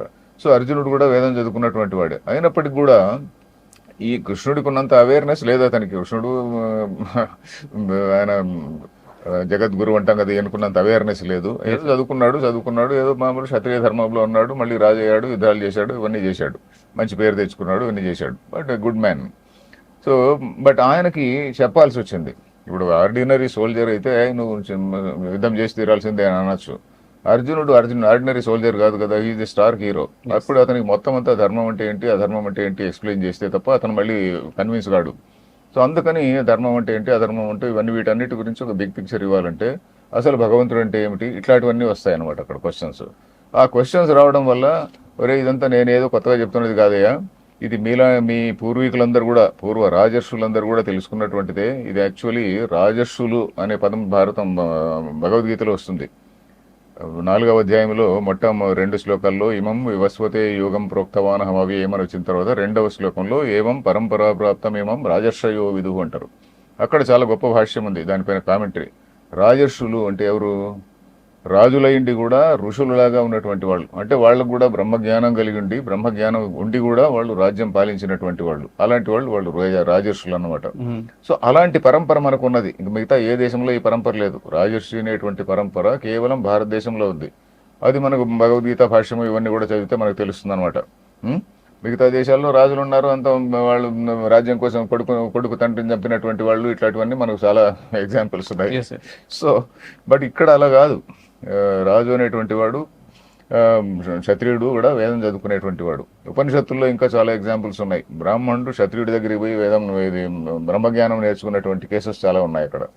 సో అక్కడ అర్జునుడికి ఇవన్నీ చెప్పాల్సి వచ్చింది. అందువల్ల అక్కడ అసలు డ్యూటీ అంటే ఏమిటి, కర్మ అంటే, మీరు ఇందాక నన్ను కర్మయోగి అన్నారు కదా, అసలు డ్యూటీ అంటే ఏమిటి, తర్వాత కర్మయోగం ద్వారానే నీకు మోక్షం వస్తుందా, అసలు మోక్షం అంటే ఏమిటి, అసలు ఫస్ట్ ఆఫ్ ఆల్ మోక్షం అనేటువంటిది అది ఎక్కడో స్వర్గం లేకపోయి అక్కడ ఏదో అమ్మాయిలు డాన్సులు చూడడం కాదు. స్వర్గం అనేటువంటిది వేరే, మోక్షం అనేటువంటిది వేరే మన సిద్ధాంతం ప్రకారం. అది ఎంతమంది తెలుసండి, స్వర్గం వేరే మోక్షం వేరే అనేటువంటిది. సో ఆ మోక్షం అనేటువంటిది it is only state of realization. మనం ఇక్కడే ఉండి it is state of realization అంతే. అంతేగాని ఇతను ఎక్కడో పోయి ఏదో సుఖాలు అనుభవిస్తాడని కాదు. ఇక్కడే ఉండి he just above everything, he loves everybody, he loves every human being, అలాంటి స్థితిలో ఉంటాడనమాట. సో ఆ లెవెల్ వరకు పోవడానికి వేరియస్ లెవెల్స్ ఉంటాయి. ఏంది, మొట్టమొదటి మన మనస్సును మనం శుద్ధి చేసుకోవాలి. దానికోసమే ధ్యాన యోగం అని, ఆత్మ సంయమ యోగం అని ఇట్లా రకరకాలు చెప్పారు. తర్వాత భక్తి అనేది చెప్పారు. వీటన్నిటి తర్వాత మళ్ళీ అసలు పరమాత్మ తత్వం అంటే ఏమిటి అనేది 13వ దీనిలో క్షేత్రజ్ఞుడు అనే దానిలో చెప్తారు. సో తర్వాత మన 3 గుణములు, సత్వ రజస్తమో గుణములు, వీటికి అతీతంగా ఎలా పోవాలి, ఇవన్నీ కూడా చెప్తారు. సో ఇది లాంగ్ ప్రాసెస్, సాధన మార్గం అంటాం చూడండి, సాధన ప్రాసెస్. ఈ ప్రాసెస్ తర్వాత ఇది మోక్షం అనేటువంటిది ఈ విధంగా ఉంటుంది, కానీ నువ్వు ఇంకా ఆ లెవెల్లో లేవు కాబట్టి నువ్వు కర్మయోగం చెయ్యి అని చెప్పని ఆయన చెప్తాడు. ఎందుకంటే నువ్వు ఆ స్టేట్లో లేవు, అయినా కూడా నీకు మొత్తం అంతా చెప్పాల్సి వచ్చింది. కాబట్టి నీవు చేయాల్సిన డ్యూటీ ఇదే అని చెప్పని అంటాడు కదా. సో అర్జునుడికి కూడా అప్పుడు అర్థమవుతుంది. So he comes back and then యుద్ధం చేయడంలో కూడా నువ్వు ఎలాంటి ఇది లేకుండా, నేనేదో తప్పు చేస్తున్నాను ఇట్లా అది ఏమీ లేకుండా, నీ ధర్మం కాబట్టి ధర్మాన్ని నువ్వు సరిగ్గా ఆచరించు అని చెప్పని అంటాడు. అది ఎక్సలెంట్ సార్. అండ్ గీతలో విశ్వరూపం గురించి, విశ్వరూపాన్ని మనం ఎలా అర్థం చేసుకోవాలి సార్? విశ్వరూపం అంటే అక్కడ చెప్పింది ఏంటంటే, ఇప్పుడు మనకు విశ్వరూపం అనే దాని బేసిక్ కాన్సెప్ట్ ఏంటంటే, ఈ ప్రపంచాన్ని అంతటిని కూడా ఒక ఆర్గానిక్ బాడీగా మనం భావించుకుంటే, ఆ భావనలో అప్పుడు విశ్వానికి అంతటి కూడా మనం అందరం కూడా చిన్న చిన్న ప్రాణులు, మనం కూడా మిగతా అన్ని ప్రాణులతో పాటే ప్రాణులు. ఈ భగవద్గీత అనే కాకుండా ఇంకా మిగతా విశ్వరూపం అనేటువంటిది పురుష సూక్తం అనే దానిలో కూడా వస్తుంది. ద హోల్ యూనివర్స్ మొత్తం యూనివర్స్ అంతటిని కూడా ఒకే ఒక వ్యక్తిగా భావించుకోవడం అనేది జరుగుతుంది. ఆ వ్యక్తిగా భావించుకున్నప్పుడు ఆ వ్యక్తికి ఉన్నటువంటి తలలు ఏమిటివి? మనందరి తలలు కూడా ఆ పరమాత్ముడి తలలే. సహస్ర శీర్ష పురుష అని ఒకటి మొదలవుతుంది కదా. అంటే సహస్ర శీర్ష అంటే అనంతములైనటువంటి శీర్షములు గలవాడు. అనంతమైనటువంటి శీర్షములు అంటే ఏమిటి? మనిషి ఒకడే కాదు, ప్రతి చీమ దోమ వీడు అన్ని ప్రాణుల యొక్క అంతఃకరణలు కూడా ఆ పరమాత్మనే అంతఃకరణలే, ఆ పరమాత్మని తలలే. మన చేతులు కళ్ళు ఏవైతే మన ఇంద్రియాల శక్తి ఉన్నదో ఆ ఇంద్రియముల శక్తి అంతా కూడా ఆ పరమాత్మునిదే. కానీ మొత్తం యూనివర్స్ అంతా కూడా ఒకే ఒక బాడీ కింద భావించుకోవడం అనేటువంటి దాని నుంచి మొదలైంది. ఇక్కడ ఉన్నటువంటి విశ్వరూపంలో కొద్దిగా తేడా ఏమిటంటే, ఆ విశ్వంలోనే సృష్టి స్థితి లయలు జరుగుతుంటాయి కదా, వరుసగా నడుస్తుంటాయి కదా. ఇక్కడ భగవద్గీతలో చూపినటువంటి విశ్వరూపంలో లయ అనే దాన్ని ఎంఫసైజ్ చేశాడు. ఎందుకంటే ఈ ప్రాణులన్నీ పోయి ఆయన నోట్లకు పడుతుంటాయి కదా. భీష్ముడు, ద్రోణుడు, వీళ్ళు సందృశ్యంతే చూర్ణితై ఉత్తమాంగై అంటాడు కదా. ఆ కూరల మధ్యన వీళ్ళందరూ చూర్ణం అవుతూ కనిపిస్తారు అని చెప్పని అంటాడు కదా. సో ఆ విధంగా లయ స్వరూపాన్ని అక్కడ చూపించాడు. లయ స్వరూపాన్ని ఎందుకు చూపించాడు? ఈ అర్జునుడికి ఇంకా ఈయన గురించి అక్కడక్కడ డౌట్లు ఉంది, కొంచెం లింగరింగ్ డౌట్ ఉంది కృష్ణుడి గురించి. ఆయన 10వ అధ్యాయంలో విభూతుల గురించి చెప్పాడు. ఇవన్నీ కూడా నా విభూతులు, ఏ విధంగానైనా విభూతులు అంటే ఒకే తత్వాన్ని ఇన్ని రూపాల్లో నువ్వు నీ ఇష్టం వచ్చిన రూపంలో పూజించవచ్చు. మరి వీటన్నిటిని కూడా ఒకే ఫామ్లో నేను ఎట్లా చూసేది అంటే అప్పుడు విశ్వరూపాన్ని చూపించాల్సి వచ్చింది. విశ్వరూపం అనేది ఆ విధంగా అర్థం చేసుకోవాలండి. ఆ లయ అనేటువంటి దాన్ని అక్కడ ఎంఫసైజ్ చేసి వీళ్ళందరూ కూడా పర్మనెంట్ ప్రాసెస్. ఈ దుష్టులను దాన్ని మింగడం అనేటువంటిది దుష్ట శిక్షణ అనేటువంటిది, లేకుంటే దుష్ట సంహారం అందాంలేండి. శిక్షణ అనేది కరెక్ట్ వర్డ్ కాదు. శిక్షణ అంటే సంస్కృతంలో ఎడ్యుకేటింగ్ అని, శిక్షణ అంటే సంస్కృతంలో ఎడ్యుకేషన్ కదా. దుష్ట సంహారం అనండి. సో అది ఆ లయ అనేటువంటి దాన్ని అక్కడ చూపించారండి. ఆ విధంగా అర్థం చేసుకోవాలి. అది చూసిన తర్వాత అర్జునుడికి ఓహో ఇదంతా కూడా ఇట్స్ నేచురల్ ప్రాసెస్ అనేటువంటి తెలుస్తుంది. అద్భుతం సార్.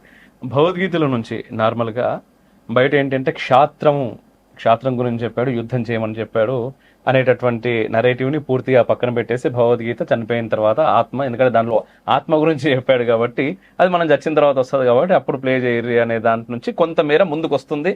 ఈరోజు గీతను చదివి అర్థం చేసుకునే స్థితికి కొంతమేర ప్రజలు కూడా ముందుకు వస్తున్నారు. అయితే సార్ ఇంకొకటి ఇక్కడ మహాత్మా గాంధీ వారి చేతిలో భగవద్గీతని అంటే పట్టుకున్నారో లేదో నాకు తెలియదు, కానీ చాలా సందర్భాల్లో నేను పేపర్లలో పుస్తకాల్లో చదివినప్పుడు ఏంటంటే వారి చేతిలో ఎప్పుడు గీత ఉండేది అనేటటువంటి ఒకటి నేను విన్నాను. గీత ఉండేది అంటారు. వారు ఎప్పుడు కూడా అహింస గురించి వారు చెప్పడం జరిగింది. గీతలో అహింస అనేటటువంటిది దాని ద్వారా కూడా ఎక్కువగా పోట్రే అయింది అనుకోవచ్చా మనం? అంటే ఆయన ఆ విధంగా అర్థం చేసుకున్నాడు. ఒక్కొక్క మనిషి ఒక్కొక్క విధంగా అర్థం చేసుకుంటాడు కదండి. ఒక మనిషి అక్కడ ఆయనకు అర్థమైండకపోవచ్చు. గాంధీజీ మనం అంత గ్రేట్ మ్యాన్ అని ఎందుకు అనుకోవాలి? గాంధీజీ ఎందుకు గ్రేట్ మ్యాన్ అయినాడు? Because British people made him great. ఎందుకంటే వాళ్లకు ఇప్పుడు వాళ్ళు చూశారు సమాజంలో, హిందూ సమాజంలో సన్యాసులు స్వాములు అంటే చాలా రెస్పెక్ట్ ఉన్నది. మరి గాంధీని మనం ఒక మహాత్ముడిగా ప్రొజెక్ట్ చేస్తే గాంధీని మహాత్ముడిగా చెప్పింది ఎవరు? వాళ్లే కదా. వాళ్లే మహాత్ముడిగా పోర్ట్రే చేసి మహాత్మా అని అనడము వీళ్ళందరూ మొదలు పెట్టారు కదా. మహాత్ముడు అన్న తర్వాత ఇంకా ఆయన పెడెస్టల్ మారిపోయింది. ఇక మామూలు స్థానం నుంచి హై పెడెస్టల్ కూర్చున్నాడు. సో ఆయన ఎక్కడో మామూలుగా అక్కడ మామూలు మనిషిగా వెళ్ళి అక్కడ సౌత్ ఆఫ్రికాలో ఉండి వచ్చినాడు. అంతేగాని ఆయనకు ఈ బ్యాక్గ్రౌండ్ అంతా ఉన్నట్టు మనకేం ఎవిడెన్స్ ఏం గొప్పగా లేదు. ఆయన కూడా భగవద్గీత పైన ఏదో రాశాడు. భగవద్గీత పైన ఇప్పుడు రాస్తున్నటువంటి వాళ్ళు చాలా మంది ఉన్నారు. ఇంగ్లీష్లో చదివి రాసేటువంటి వాళ్ళు చాలా మంది ఉన్నారు. మరి ఆయన రాసి ఉండొచ్చు, ఆయన కూడా రాసి ఉండొచ్చు, మనకు రాశాడు కూడా. బట్ ఆయనకు భగవద్గీతలో ఉన్నటువంటి మెసేజ్ ఇవన్నీ తెలుసు, ఉపనిషత్తుల్లో ఉన్నటువంటి సిద్ధాంతం తెలుసు. మన హిందూ మతం యొక్క గ్రేట్నెస్, సనాతన ధర్మం గ్రేట్నెస్ తెలుసు అని నేను మాత్రం అనుకోను. తెలిసిన వాడైతే మరి అంత కొన్ని సందర్భాల్లో చాలా చాలా రాంగ్ డెసిషన్స్ తీసుకున్నాడు కదా. భారతదేశానికి ఇప్పుడు మనకు చాలా ప్రాబ్లమ్స్కి మూల కారణం వాళ్లే కదండి. గాంధీ, నెహ్రూ తీసుకున్నటువంటి నిర్ణయాలే కదా. సో కాబట్టి ఆయనకు నిజంగా సనాతన ధర్మం ఇండిపెండెన్స్ వచ్చిన తర్వాత కూడా మన ధర్మాన్ని మనం నిలుపుకోలేకపోతే మనం ఎంత చచ్చు వెదవాలండి, ఎంత అజ్ఞానంలో ఉన్నటువంటి వాళ్ళు. సో అది కాబట్టి దానికి వాళ్ళు రెస్పాన్సిబిలిటీ తీసుకోవాల్సిందే. మరి ఆయన మేధావిని అదనుకోవచ్చు, మనకు తెలీదు. బట్ ఆయన పైన ఇప్పుడు చాలా చాలా వస్తున్నాయి కదా. గాంధీ యొక్క పర్సనల్ లైఫ్ పైన అక్కడ ఉన్నటువంటి అనేక కోణాల గురించి ఇప్పుడు చాలా వస్తున్నాయి కదా. ఆ ట్రూత్ తెలియదు అనుకోండి, బట్ సనాతన ధర్మం గురించి బాగా డీప్ గా తెలుసు అని మాత్రం నేనేమనుకోను. ఇట్ ఇస్ ఏంటంటే స్వాతంత్రోద్యమంలో అంటే మనకు స్వాతంత్రం రావడానికి భారతదేశానికి గాంధీ నెహ్రూల పాత్ర విపరీతంగా ఉంది అని చెప్పేసి విపరీతంగా రుద్దిరనే చెప్పొచ్చు. దానిపైన మీ అభిప్రాయం, వాళ్ళ పాత్ర ఎంతవరకు ఉందంటారు? నేను గొప్పగా స్టడీ చేయలేదండి ఆ ఫీల్డ్ లో, ఎందుకంటే నేను ఆథెంటిక్ గా చెప్పలేను. మామూలుగా అక్కడక్కడ చదివినటువంటి తప్ప నేను అంత సీరియస్ గా చదవలేదు ఆ పీరియడ్ గురించి. ఎందుకంటే మన లైఫ్ లో చేసినటువంటి గొప్ప మిస్టేక్ ఏంటంటే, నా లైఫ్ లో ఆర్ రాదర్ షార్ట్ కమింగ్, హిస్టరీని చదవకపోవడం. ఎందుకంటే హిస్టరీ అంటే పనికిమాలిన సబ్జెక్ట్ అనుకునేటువంటి వాళ్ళం. ఎందుకంటే ఏదో మన బీఎస్సీలో నేను మ్యాథమెటిక్స్, ఫిజిక్స్, కెమిస్ట్రీ అండి. ఆ తర్వాత ఇంగ్లీష్కి స్విచ్ ఓవర్ అయ్యా. కాబట్టి నేను హిస్టరీ ఎప్పుడు చదవలే. ఏదో 10th క్లాస్ వరకు చదువుకున్న హిస్టరీ తప్ప నేను మళ్ళీ హిస్టరీ చదువుకోలే. సో కాబట్టి హిస్టరీ చదవకపోవడం అనేది నాకు ఒక చిన్న హ్యాండిక్యాప్. తర్వాతి కాలంలో కూడా చాలా కాలం నేను హిస్టరీ గురించి ఎప్పుడు నేను ఆలోచించలే. రిటైర్ అయిన తర్వాత ఆలోచించాను అంతే. అండ్ పుస్తకాల్లో చరిత్ర కూడా అసలైన చరిత్ర ఎక్కడ లేదు కదా. అదే కదా, చదవంది కూడా కొంతమేర చదవంది కూడా మంచిదే. అదే అంటున్నాను, కూడా మంచిదే. నేను పెద్దగా పొల్యూట్ కాలే. అదే సార్, లేకపోతే అదే ఫిక్స్ అయిపోయే వాళ్ళం మనం. Sir, one more thing sir, ఇది క్యాస్ట్ సిస్టమ్ గురించి, అంటే ముఖ్యంగా హిందూయిజం, సనాతన ధర్మం గురించి మాట్లాడితే ఎవరైనా ముఖ్యంగా అనేది క్యాస్ట్ సిస్టమ్ గురించి. అండ్ మీ అభిప్రాయం ఏంటి? At the same time me life లో దాని ప్రభావం ఎలా ఉంటుంది? నా లైఫ్ లో దాని ప్రభావం ఏమీ లేదండి. ఎందుకంటే మేము చిన్నప్పుడు ఏ క్యాస్ట్ కూడా నాకు పెద్దగా మేము పట్టించుకోలేదు. ఎందుకంటే పల్లెటూరులో నుంచి వచ్చాము మేమందరం కూడా. నాతో పాటు మా ఎస్సీ బాయ్స్ కూడా నాతో పాటే వచ్చేవాళ్ళు. మరీ చిన్నప్పుడు ఏం చేసి అంటే, వాళ్ళని ముట్టుకుంటే మా ఇంట్లో పోయిన తర్వాత వాడిని ముట్టుకున్నావు అని చెప్పి ఇంట్లో స్నానం చేయించేవాళ్ళు. కొంచెం పెరిగిన తర్వాత అది కూడా పోయింది, వాళ్ళు మానుకున్నారు, మేము దాని గురించి మర్చిపోయినాము. ఎస్సీ హాస్టల్లో కూడా నేను ఉన్న సందర్భాలు ఉన్నాయి. యాక్చువల్లీ అప్పుడప్పుడు అనంతపురం వెళ్ళినప్పుడు ఎస్సీ హాస్టల్లో సడన్ గా ఎప్పుడో వెళ్ళి వాళ్ళ హాస్టల్లో ఫోన్ చేసిన పరిస్థితులు కూడా ఉన్నాయి. కాబట్టి మాకు చిన్నప్పుడు అసలు దాని గురించి అవేర్నెస్సే లేదు. తర్వాత ఉద్యోగంలో చేరిన తర్వాత నాకు అవేర్నెస్ వచ్చింది తప్ప, అవేర్నెస్ కూడా మిగతా వాళ్ళు ఏదో డిస్క్రిమినేట్ చేస్తుంటే వచ్చింది, కానీ నాకు అవేర్నెస్ అనేది లేదు. మీరు ఇంకోటి ఏదో అడిగారు, హిందూయిజం అంటే క్యాస్ట్ అని అడిగారు కదా. హిందూయిజం ఈజ్ నాట్ క్యాస్ట్ అండి. ఎందుకంటే హిందూయిజంలో ఓన్లీ వర్ణ అనేది చెప్పారు, 4 వర్ణాలు చెప్పారు, కానీ ఇన్ని వేల కులాల గురించి చెప్పలేదండి. ఎక్కడా చెప్పలేదు. నేను ఛాలెంజ్ చేసి రాశాను, ఎక్కడ చెప్పారో చెప్పండి చూడండి అని. మనుస్మృతిలో ఉన్నది అంటే, మనుస్మృతి టైంకి అప్పటికే సమాజం బాగా డెవలప్ అయింది. మనుస్మృతి టైంకి ఏదో 1,00,000 మంది ఉన్నారు, ఆ 1,00,000 మందిని కూర్చోబెట్టి వరే నువ్వు సకల పని చేయి, నువ్వు మంగళ పని చేయి, నువ్వు ఇది చేయి అని చెప్పి మనువు చెప్పినాడు అని కాదు, అట్లా కాదు. మనుస్మృతి మీరు చూస్తే దానిలో 3 సెక్షన్స్ ఉన్నాయి. ఒకటి ఆచారకాండ, ఆచారాలు, డిఫరెంట్ టైప్స్ ఆఫ్ ఆచారాలు. వ్యవహారకాండ అంటే ఇప్పుడు ఉన్నటువంటి jurisprudence, civil and criminal jurisprudence. 3వది ప్రాయశ్చిత్త కాండ అని. సో 1వది 3వది మనం పక్కన పెడితే వ్యవహారకాండ తీసుకుంటే, వ్యవహారకాండలో ఇప్పుడు ఈ రోజు మనకు ఐపీసీలో ఉన్నటువంటి అన్ని రకాలైనటువంటి డిస్ప్యూట్స్ కూడా, including false evidence and then false documents, ఇవన్నిటి కూడా ఎంత మోడర్న్ టెక్నాలజీ మారిండొచ్చు కానీ విషయం అదే. సో ఇప్పుడున్నటువంటి ఆల్ పాయింట్స్ ఆఫ్ డిస్ప్యూట్ అప్పుడు కూడా ఉన్నాయి. సివిల్ లిటిగేషన్, క్రిమినల్ లిటిగేషన్, ఇవన్నీ కూడా ఉన్నాయి. సో అప్పుడు సొసైటీ బాగా డెవలప్డ్ సొసైటీ. ఇప్పుడున్న క్రూకెడ్నెస్ అప్పుడు కూడా ఉన్నది, క్రూకెడ్నెస్ లేదని కాదు. సో కాబట్టి మనుస్మృతిలో ఆయన ఏదో కొన్ని కాస్ట్ల గురించి రాశాడు కదా, అప్పుడు ఆల్రెడీ ఉన్నాయి అవి, ఈయన కొత్తగా పెట్టింది కాదు అది. ఆల్రెడీ హంటర్స్, ఇప్పుడు మనుస్మృతి కాలానికే అంత సొసైటీ డెవలప్ అయింది. అడవుల నుంచి వస్తువులు తెచ్చేవాళ్ళు ఉన్నారు కదా. సో ఆ క్యాస్ట్ ఆల్రెడీ ఉన్నది. సో ఆయన ఈ వర్ణం నుంచి ఇది ఈ శంకర వీడు ఆ వర్ణంలో ఉంటాడు, ఇది ఈ వర్ణంలో ఉంటాడు అని చెప్పిన, బహుశా ఆయన ఉండాలి అని ఏం రాయలేదు. ఆ వర్ణంలో ఉన్నాడు అని చెప్పి రాసినాడు, కానీ ఉండాలి అని ఏం లేదు. ఆయన చెప్పింది కూడా 40-50 కులాల గురించి చెప్పాడు, కానీ ఇప్పుడు ఉన్నటువంటి దేశమంతటిని కూడా 4,000 కులాలు చెప్పలేదు కదా. మనువు అనేటువంటి వాడు ఎక్కడో కార్నర్లో కూర్చొని ఆ ఏరియాలో సంబంధించి రాసినటువంటి పుస్తకం కదండి. ఇప్పుడు భారతదేశంలో ఇంత భారతవర్షం, విశాలమైనటువంటి భారతవర్షంలో ఇంక మనువు తర్వాత, మనుస్మృతి తర్వాత మళ్ళీ 30-40 స్మృతులు వచ్చినాయి కదా. యాజ్ఞవల్క స్మృతి అని, పరాశర స్మృతి అని, నారద స్మృతి అని, వ్యాస స్మృతి అని, రకరకాలైన స్మృతులు వచ్చాయి కదా.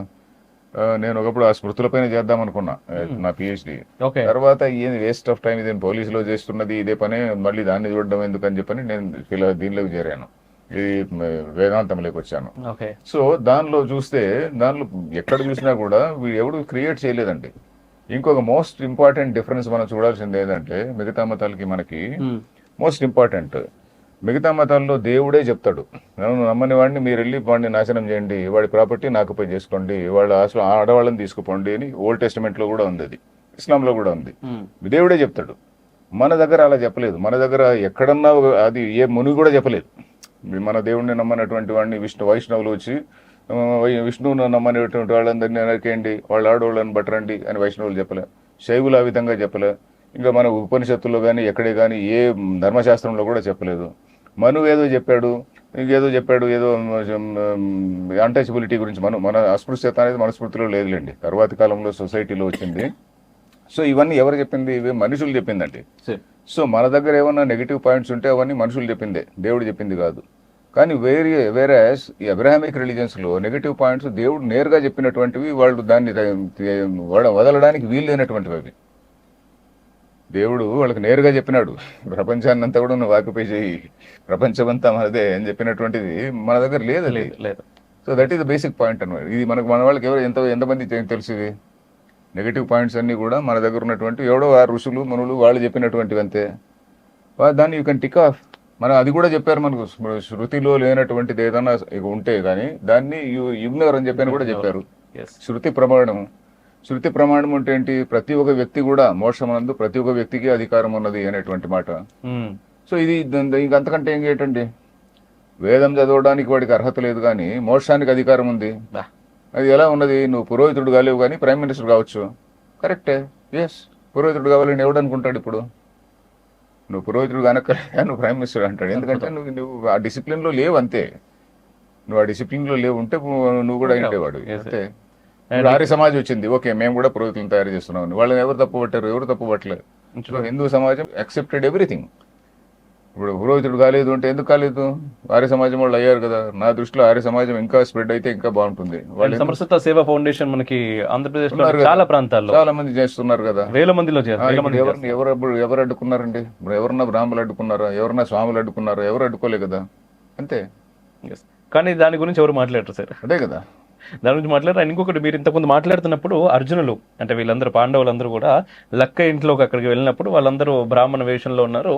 వెళ్ళినప్పుడు కాదు, బయటపడిన తర్వాత వాళ్ళు మారువేషాల్లో వచ్చారు. వీళ్ళ దగ్గరకు వచ్చినప్పుడు వాళ్ళ దగ్గర ఏకచక్రపురానికి వచ్చి మారువేషాల్లో ఉన్నారు. అప్పుడు బ్రాహ్మణ వేషంలో ఉన్నారు. అండ్ భిక్షాటనకి వాళ్ళతో పాటుగా వీళ్ళు భిక్షాటనకి వెళ్ళారు. ఇప్పుడు బ్రాహ్మణుల గురించి మనం ఎక్కడ చూసినా కూడా ఈ భిక్షాటన ఇదంతా చాలా కామన్ గా కనిపిస్తా ఉంటది.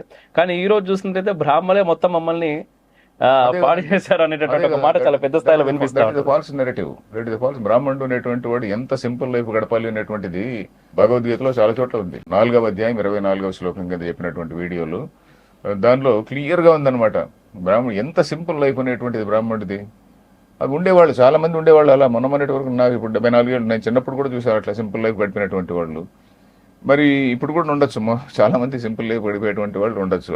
ఎంతో సింపుల్ గా ఉన్నటువంటి వాళ్ళు ఇప్పుడు కూడా ఉంటారు. పోతే ఇప్పుడు అర్బనైజ్ అయిపోయినారు వాళ్ళు, ఇంకా వాళ్ళు కూడా ఇంకా ఏదో ఉద్యోగాల్లో అట్లా దాంట్లో పడ్డారు. కానీ సింపుల్ గా ఇంకా ఏదో వాట్ ఎవర్ సింపుల్ పూజలు ఇవి దీనిలో వాళ్ళు ఉన్నారు అనమాట. మీరు అన్నట్టుగా ఏంటంటే ఇప్పుడు సాఫ్ట్వేర్ కులము, హార్డ్వేర్ కులము, పోలీసు కులము, అంతే ఇట్లాంటి కులాలు, ఇట్లాంటి వర్ణాలు ఉన్నాయి తప్ప బ్రాహ్మణ కులం చాలా తగ్గిపోయింది. ఊర్లో ఒక్కడున్నా కూడా కష్టమే, ఒక్కడు దొరకడం కూడా. ఏ సార్, అయితే ఇంకొకటి సార్, మీరు వాళ్ళందరికీ కూడా ఉంటుంది రెగ్యులర్ గా మీరు చెప్పి ఇప్పుడు అప్పటి నుంచి చెప్తున్నారు, నేను చెప్పాను అనేది అద్వైత అకాడమీ గురించి ఒకసారి మనం మాట్లాడుకుందాం. అండ్ మీరందరూ కూడా యూట్యూబ్ లో అద్వైత అకాడమీ నేను డిస్క్రిప్షన్ లో పెడతాను. సార్ చెప్పేటటువంటి ప్రవచనాలకు సంబంధించినటువంటి లింక్ ఖచ్చితంగా వెళ్ళి అక్కడ చూస్తూ ఉండండి. చాలా అద్భుతమైనటువంటి వీడియోలు మీకోసం వస్తూ ఉంటాయి. సార్ అద్వైత అకాడమీ గురించి ఒక్కసారి. యాక్చువల్లీ 15 ఏళ్ల క్రితము అంటే నేను రిటైర్ కాకముందే ఒక ఆయన పరిచయం అయ్యాడండి, హరికిరణ్ గారు అని పరిచయం అయ్యాడు. ఆయన కూడా తెలుగువాడే, గుంటూరు వాడు, బట్ హైదరాబాద్ లో ఉంటాడు. సింగపూర్ లో కూడా పోయి వస్తుంటాడు. సింగపూర్ లో ఆయన బిజినెస్ ఉన్నది. ఆయన హీ స్టార్టెడ్ వన్ వెబ్సైట్ ఉండేది. అది దాని తర్వాత మళ్ళీ అద్వైత అకాడమీని మార్చారు. అది నేను రిటైర్ అయిన తర్వాత, ఆయన రిటైర్ కాకముందే నాకు పరిచయం అయ్యాడు. రిటైర్ అయిన తర్వాత నన్ను అడిగారు, మీరు ఎందుకు వై డోంట్ యూ టీచ్ అని చెప్పని అన్నాడు. So yes I will teach అని అన్నాను. ఏది బాగా అంటే నేను పిహెచ్డీ చేశానని ఆయనకు కూడా తెలుసు. అందువల్ల మీరు ఎందుకు చెప్పచ్చు కదా అని అన్నాడు. సో ఆయన ఒక స్టూడియో అది ఇది అరేంజ్ చేశాడు. ఒక స్టూడియో, ఒక ఆఫీసు అంతా ఉండేది. ఆయన కూడా బిజినెస్ ఉంది కాబట్టి బిజినెస్ ఇది రెండు కలిసి ఒక ఆఫీస్లో ఉండేవి అనమాట. సో అక్కడెక్కడో ఆఫీస్కి కూడా వెళ్ళేవాళ్ళం ఒకప్పుడు. మళ్ళీ కరోనా టైంలో ఆఫీస్ క్లోజ్ చేశారు. ఆ టైం నుంచి అది ఆఫీస్ కూడా మూతపడింది. So that is the picture. 2012 నుంచి నేను పాఠం చెప్పడం మొదలుపెట్టా. మొత్తం భగవద్గీత, ఉపనిషత్తులు ఇవన్నీ కూడా. భగవద్గీత మొత్తం actually I'm teaching for the 4th time. తర్వాత ఉపనిషత్తులు కూడా ఒక 6 ఉపనిషత్తులు చెప్పా. తర్వాత పతంజలి యోగ సూత్రాలు చెప్పా. ఎందుకంటే యోగ సూత్రాలు హైలీ ఇన్ గ్రేట్ డిమాండ్ కదా. దానిపైన సంస్కృతంలో ఉన్నటువంటి కామెంటరీస్ కూడా తీసుకొని ఆ సాంస్క్రిట్ కామెంటరీస్తో పాటు పాఠం చెప్పా. ఇవన్నీ కూడా ఉన్నాయండి. మనకు అరవిందరావు పేరు కొట్టి ఏదో యోగ సూత్రాస్ అని చెప్పని టాక్స్ అంటే వచ్చేస్తుంది. ఓకే వాళ్ళందరి కోసం సార్, ఎందుకంటే ఖచ్చితంగా చూడాలి అనుకుంటారని. అండ్ ఎవరు అద్వైత చూడరండి, మీరు అనుకుంటున్నారు అంతేగాని ఎవరు చూడరు, అంత ఓపిక ఉండదు ఎవరికి. భగవద్గీత అనేది ఓపిక ప్రాబ్లం అంతా ఎవరికంటే 5 నిమిషాల్లో ఇప్పుడు అందరికి జ్ఞానం రాదు. మరి నేను ఎంతమంది గారే వినవా అని చెప్పినా కూడా మా పిల్లలు కూడా వినరు. సో ఎవడు వినడు. మన ఊరికేదో మనం అంటే కొంతమంది ఎక్కడో. నాకు ఆశ్చర్యమైంది ఏంటంటే, నేను వాల్మీకి రామాయణం మొత్తం పాఠం చెప్పానంటే మొత్తం అంతా 270 ఎన్నో వీడియోస్ ఉన్నాయి. అమెరికాలో ఒక లేడీ చాలా సీరియస్గా విన్నది, పేరు చెప్పను కానీ పంజాబీ లేడీ. ఆమె రామాయణం పైన ఒక పుస్తకం రాసి, ఇదిగో నాకు చాలా గ్రేట్ఫుల్ గా నాకు ఆ పుస్తకాలు కొన్ని కాపీ పంపి మీ టాక్స్ అన్ని విని రాశాను అని చెప్పని. అలాగే భగవద్గీత పైన ఇంకో పుస్తకం రాసింది. భగవద్గీత పైన కూడా ఒక పుస్తకం రాసి మళ్ళీ నాకు పంపింది. నేను దాన్ని ఫార్వర్డ్ కూడా రాశాను. ఇంకొక డాక్టర్ గారు నా పుస్తకం, నేను ఏదో ఉపనిషత్తులో చెప్పినటువంటి మాట విని, ఎక్కడ ఉంటాడు, సిన్సినాటిలో, ఒహాయో స్టేట్ లో ఉంటాడు. ఆయన మళ్ళీ నన్ను చూసి ఆయన కూడా ఇప్పుడు ఎంఏ ఇంగ్లీష్ చేశాడు, హిందూ యూనివర్సిటీ ఆఫ్ అమెరికా నుంచి ఎంఏ చేసి ఆయన పుస్తకాలు రాస్తున్నాడు. ఇప్పుడు చాలా సీరియస్ గా నాకు టాక్స్ అన్ని వింటుంటాడు. ఎక్కడెక్కడో వింటుంటారండి. నా ఉద్దేశం కూడా అదే. ఇక్కడ మనం ఒకరిని పట్టుకొని వినమంటే వినడు. వాడికి ఏదో వాడిలోనే రావాలి ఆ ఫైర్ అనేటువంటిది, ఆ సీల్ అనేటువంటిది. అలాంటి వాళ్ళు వింటారు. సార్, మన రిఫ్లెక్షన్ ప్రేక్షకులు ఖచ్చితంగా వినే ప్రయత్నం చేస్తారు చాలా పెద్ద సంఖ్యలో. అండ్ మీరు అన్నట్టు 5-10 నిమిషాలు కాదు, మన ఫస్ట్ నుంచి ఇంటర్వ్యూస్ అన్ని 2 గంటలు. భగవద్గీత గంట సేపు కూర్చొని పాఠం వినడానికి ఈ కాలంలో ఓపిక లేదండి సార్. చాలా మంది అట్లానే ఉన్నారు. ఎక్కడో కొద్దిమంది రేర్ గా ఉంటారు. ఎస్. అండ్ ఎందుకు వినాలి అనే విషయం ఒక్కసారి. ఎందుకు వినాలి అంటే, నేను చెప్పేది ఏంటంటే, భగవద్గీత వినకుంటే మనం మన పిల్లల్ని సరైన మార్గంలో పెంచలేము. వాళ్ళకు ఉన్నటువంటి ప్రశ్నలకు మనం సమాధానం ఇవ్వలేము. మనకున్నటువంటి వాళ్ళ పిల్లలు అడుగుతారు వచ్చి, మా నాన్న మనకు ఇంతమంది దేవుళ్ళు ఏంది, 100 మంది దేవుళ్ళు, మిగతా వాళ్ళందరూ ఒకటే దేవుడు అంటున్నాడు కదా అని అంటారు. ఒక అమ్మాయి వస్తుంది, అవును నేనేదో వేదం చదవకూడదంట, వాళ్ళందరూ వాళ్ళ భగవద్గీత వాళ్ళ ఖురాన్ చదువుకోవచ్చు అంట, లేకుంటే వాళ్ళ బైబిల్ చదువుకోవచ్చు అంట, ఏమిటి అని అడుగుతుంది. సో మనం ఏదో ఐడల్ని పూజిస్తున్నామంట, వాళ్ళకి ఏమీ లేదంట, ఇదంతా మంచిదే కదా, వాళ్ళు చాలా సొఫిస్టికేటెడ్ రిలీజన్, అది మనదంతా ప్రిమిటివ్ రిలీజన్ అనేటువంటి భావనలో ఉంటారు. మనది ప్రిమిటివా లేక పర్మిసివా? మరి ప్రిమిటివ్ రిలీజనా లేక టోటల్లీ ఎగాలిటేరియన్? అసలు దేవుడు అనేటువంటిది, నువ్వు ఆకాశంలో కూర్చున్నటువంటి వ్యక్తి, నేను తప్ప మిగతావన్నీ ఫాల్స్, నేను తప్ప మిగతా దేవుళ్ళందరూ కూడా సైతాన్లు అంటే, దేవుడు వేరే సైతాన్ వేరే అనేటువంటి భావన ఉన్నప్పుడు మరి దేవుడు అనేటువంటి వాడు లిమిటెడ్ పర్సన్ అవుతాడు కదండి. వాళ్ళ సిద్ధాంతంలో బేసిక్ ప్రాబ్లం ఏంటంటే, దేవుడికి ఎటర్నల్గా ఆల్వేస్ పర్మనెంట్లీ ఒక ఎనిమీ దేర్, సైతాన్ అనేటువంటి వాడు. మరి దేవుడు అనేటువంటి వాడు ఆయన ఉంటాడు, సైతాన్ అనేటువంటి వాడు కూడా ఉంటాడు దేవుడి కంటే భిన్నంగా.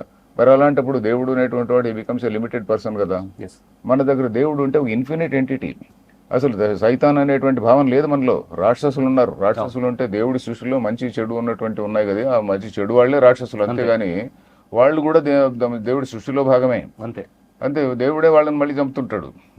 సో సైతాన్ యమధర్మరాజును మనం ఏదో సైతాన్తో పోలుస్తుంటాం. అప్పుడు టోటల్ ఇగ్నరెన్స్. యమధర్మరాజు ఇది person, is an representative of the lord అనమాట. ఈజ్ యాక్చువల్లీ యమధర్మరాజు అంటే డిసిప్లినేరియన్. అతను ప్రపంచంలో డిసిప్లిన్ తీసుకురావడం కోసం ఉన్నటువంటి వాడు. సో ఆ విధంగా యమధర్మరాజు అనేటువంటి ఇది దేవుడికి వ్యతిరేకం కాదు, one of the agents of God, అంతే. సో ఇది మనకు హిందూయిజం గురించి తెలుసుకోవాలంటే, మన పిల్లల్ని మన మతంలో దీనిపైన సెల్ఫ్ ఎస్టీమ్ రావాలంటే, మన పిల్లలు కూడా సెల్ఫ్ ఎస్టీమ్తో బతకాలి కదండి. పిల్లలు కూడా అరే we belong to some stupid religion అనేటువంటి భావనతో ఇప్పుడు చాలా మంది అలా అవుతున్నారండి. It is a fact. చాలా మంది we belong to a stupid religion అని. ముఖ్యంగా పేరెంట్స్ అండి, యంగ్ పేరెంట్స్ భగవద్గీత చదవకుంటే వాళ్ళ పిల్లలు వాళ్ళతో ఉండరు. భగవద్గీత చదవడం అంటే ఊరికేదో బుక్ మేమేదో పండితులు అనుకొని చదవడం కాదు, వినాలి. ఎవరన్నా చెప్పింది విని దాని అర్థం సరిగా చేసుకుంటే then you will have all answers. ప్రపంచంలో ఎవరికైనా సమాధానం చెప్పొచ్చు, దేని గురించి అయినా సమాధానం చెప్పొచ్చు భగవద్గీత తెలుసుకుంటే. Because there is nothing beyond that. వాడు ఎంత చెప్పినా వాడు ఫెయిత్ బట్టి చెప్పాల్సిందే. ఇదిగో మా దేవుడు ఇప్పుడు ఇట్లా చేసినాడు, మా దేవుడు ఇలా అన్నాడు అని ఒక ఫెయిత్ గురించి చెప్పాల్సిందే, కానీ లాజిక్ లేదు అందులో.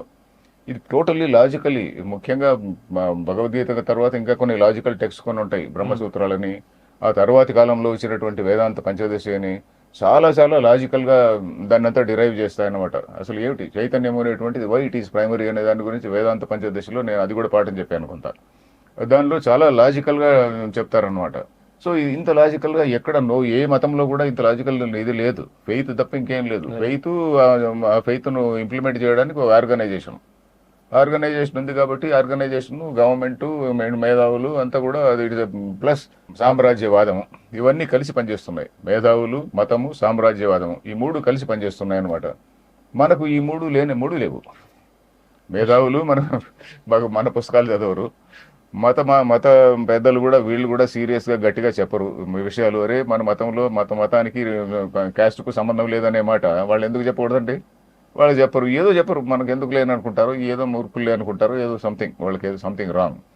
సో ఇది ఈ విధంగా ఉంది. పాలిటీషియన్స్ వాళ్ళు డెమోగ్రఫీ పైన ఆధారపడతారు, వాళ్ళకి అదే కావాలి అంతే. సో కాబట్టి అన్ని విధాలు నష్టపోతున్నాం. కాబట్టి భగవద్గీత అట్లీస్ట్ ఇండివిజువల్ లెవెల్లో మన పిల్లలు గర్వంగా బతకాలంటే భగవద్గీత చదువుకోవాలి, చెప్పాలి. సార్. శ్రీ చిరావుల శివరామకృష్ణ శర్మ గారి శృతి సౌరభం అనే పుస్తకంలో మీరు ముందు మాట రాశారు. అయితే వారు కూడా సంస్కృతం గురించి విపరీతమైన కృషి చేస్తూ ఉంటారు. సంస్కృతం పిహెచ్డి చేశారు. వారు చేస్తున్నప్పుడు నేను చదివినటువంటి పుస్తకాల్లోనే సంస్కృత భాషని కించపరిచేలా ఉంది. ఇప్పుడు సంస్కృతంలో పిహెచ్డి చేసేవాడు అది చదివిన తర్వాత అదే నిజం అనుకుంటారు కదా. ఎట్ ది సేమ్ టైం ఈ చరిత్రని వక్రీకరించడానికి చాలా చాలా జరిగాయి. దానికి సంబంధించి అసలైన చరిత్రకు సంబంధించి నా దగ్గర 400 ప్రూఫ్స్ ఉన్నాయి. అవన్నీ కూడా ప్రభుత్వానికి నివేదించాలి, ప్రభుత్వం ఏదో రకంగా దీన్ని మార్చాలి అని ఈ వయసులో దాదాపు 84 సంవత్సరాల వయసు వారిది. ఈ వయసులో విపరీతమైన కృషి చేస్తూ ఉంటారు, తపన పడతా ఉంటారు. దాన్ని ఎలా తీసుకెళ్ళొచ్చు ముందుకి? నాకు తెలుసు అండి, వారు తెలుసు. ఆయన ఒట్టి పిహెచ్డీనే కాదు, ఆయన సంస్కృతము మామూలు ప్రాచీన పద్ధతిలో సంప్రదాయ పద్ధతిలో తర్కము, మీమాంస ఇవన్నీ శాస్త్రాలన్నీ చదువుకున్నటువంటి వ్యక్తి. చాలా చాలా గొప్పవాడు. మరి నేను మీట్ అయ్యాను అతన్ని. సో వారు ఈ పుస్తకం ఇచ్చారు, 2-3 వాల్యూమ్లు రాశారు, ఇంకా కొన్ని పుస్తకాలు కూడా రాశారు.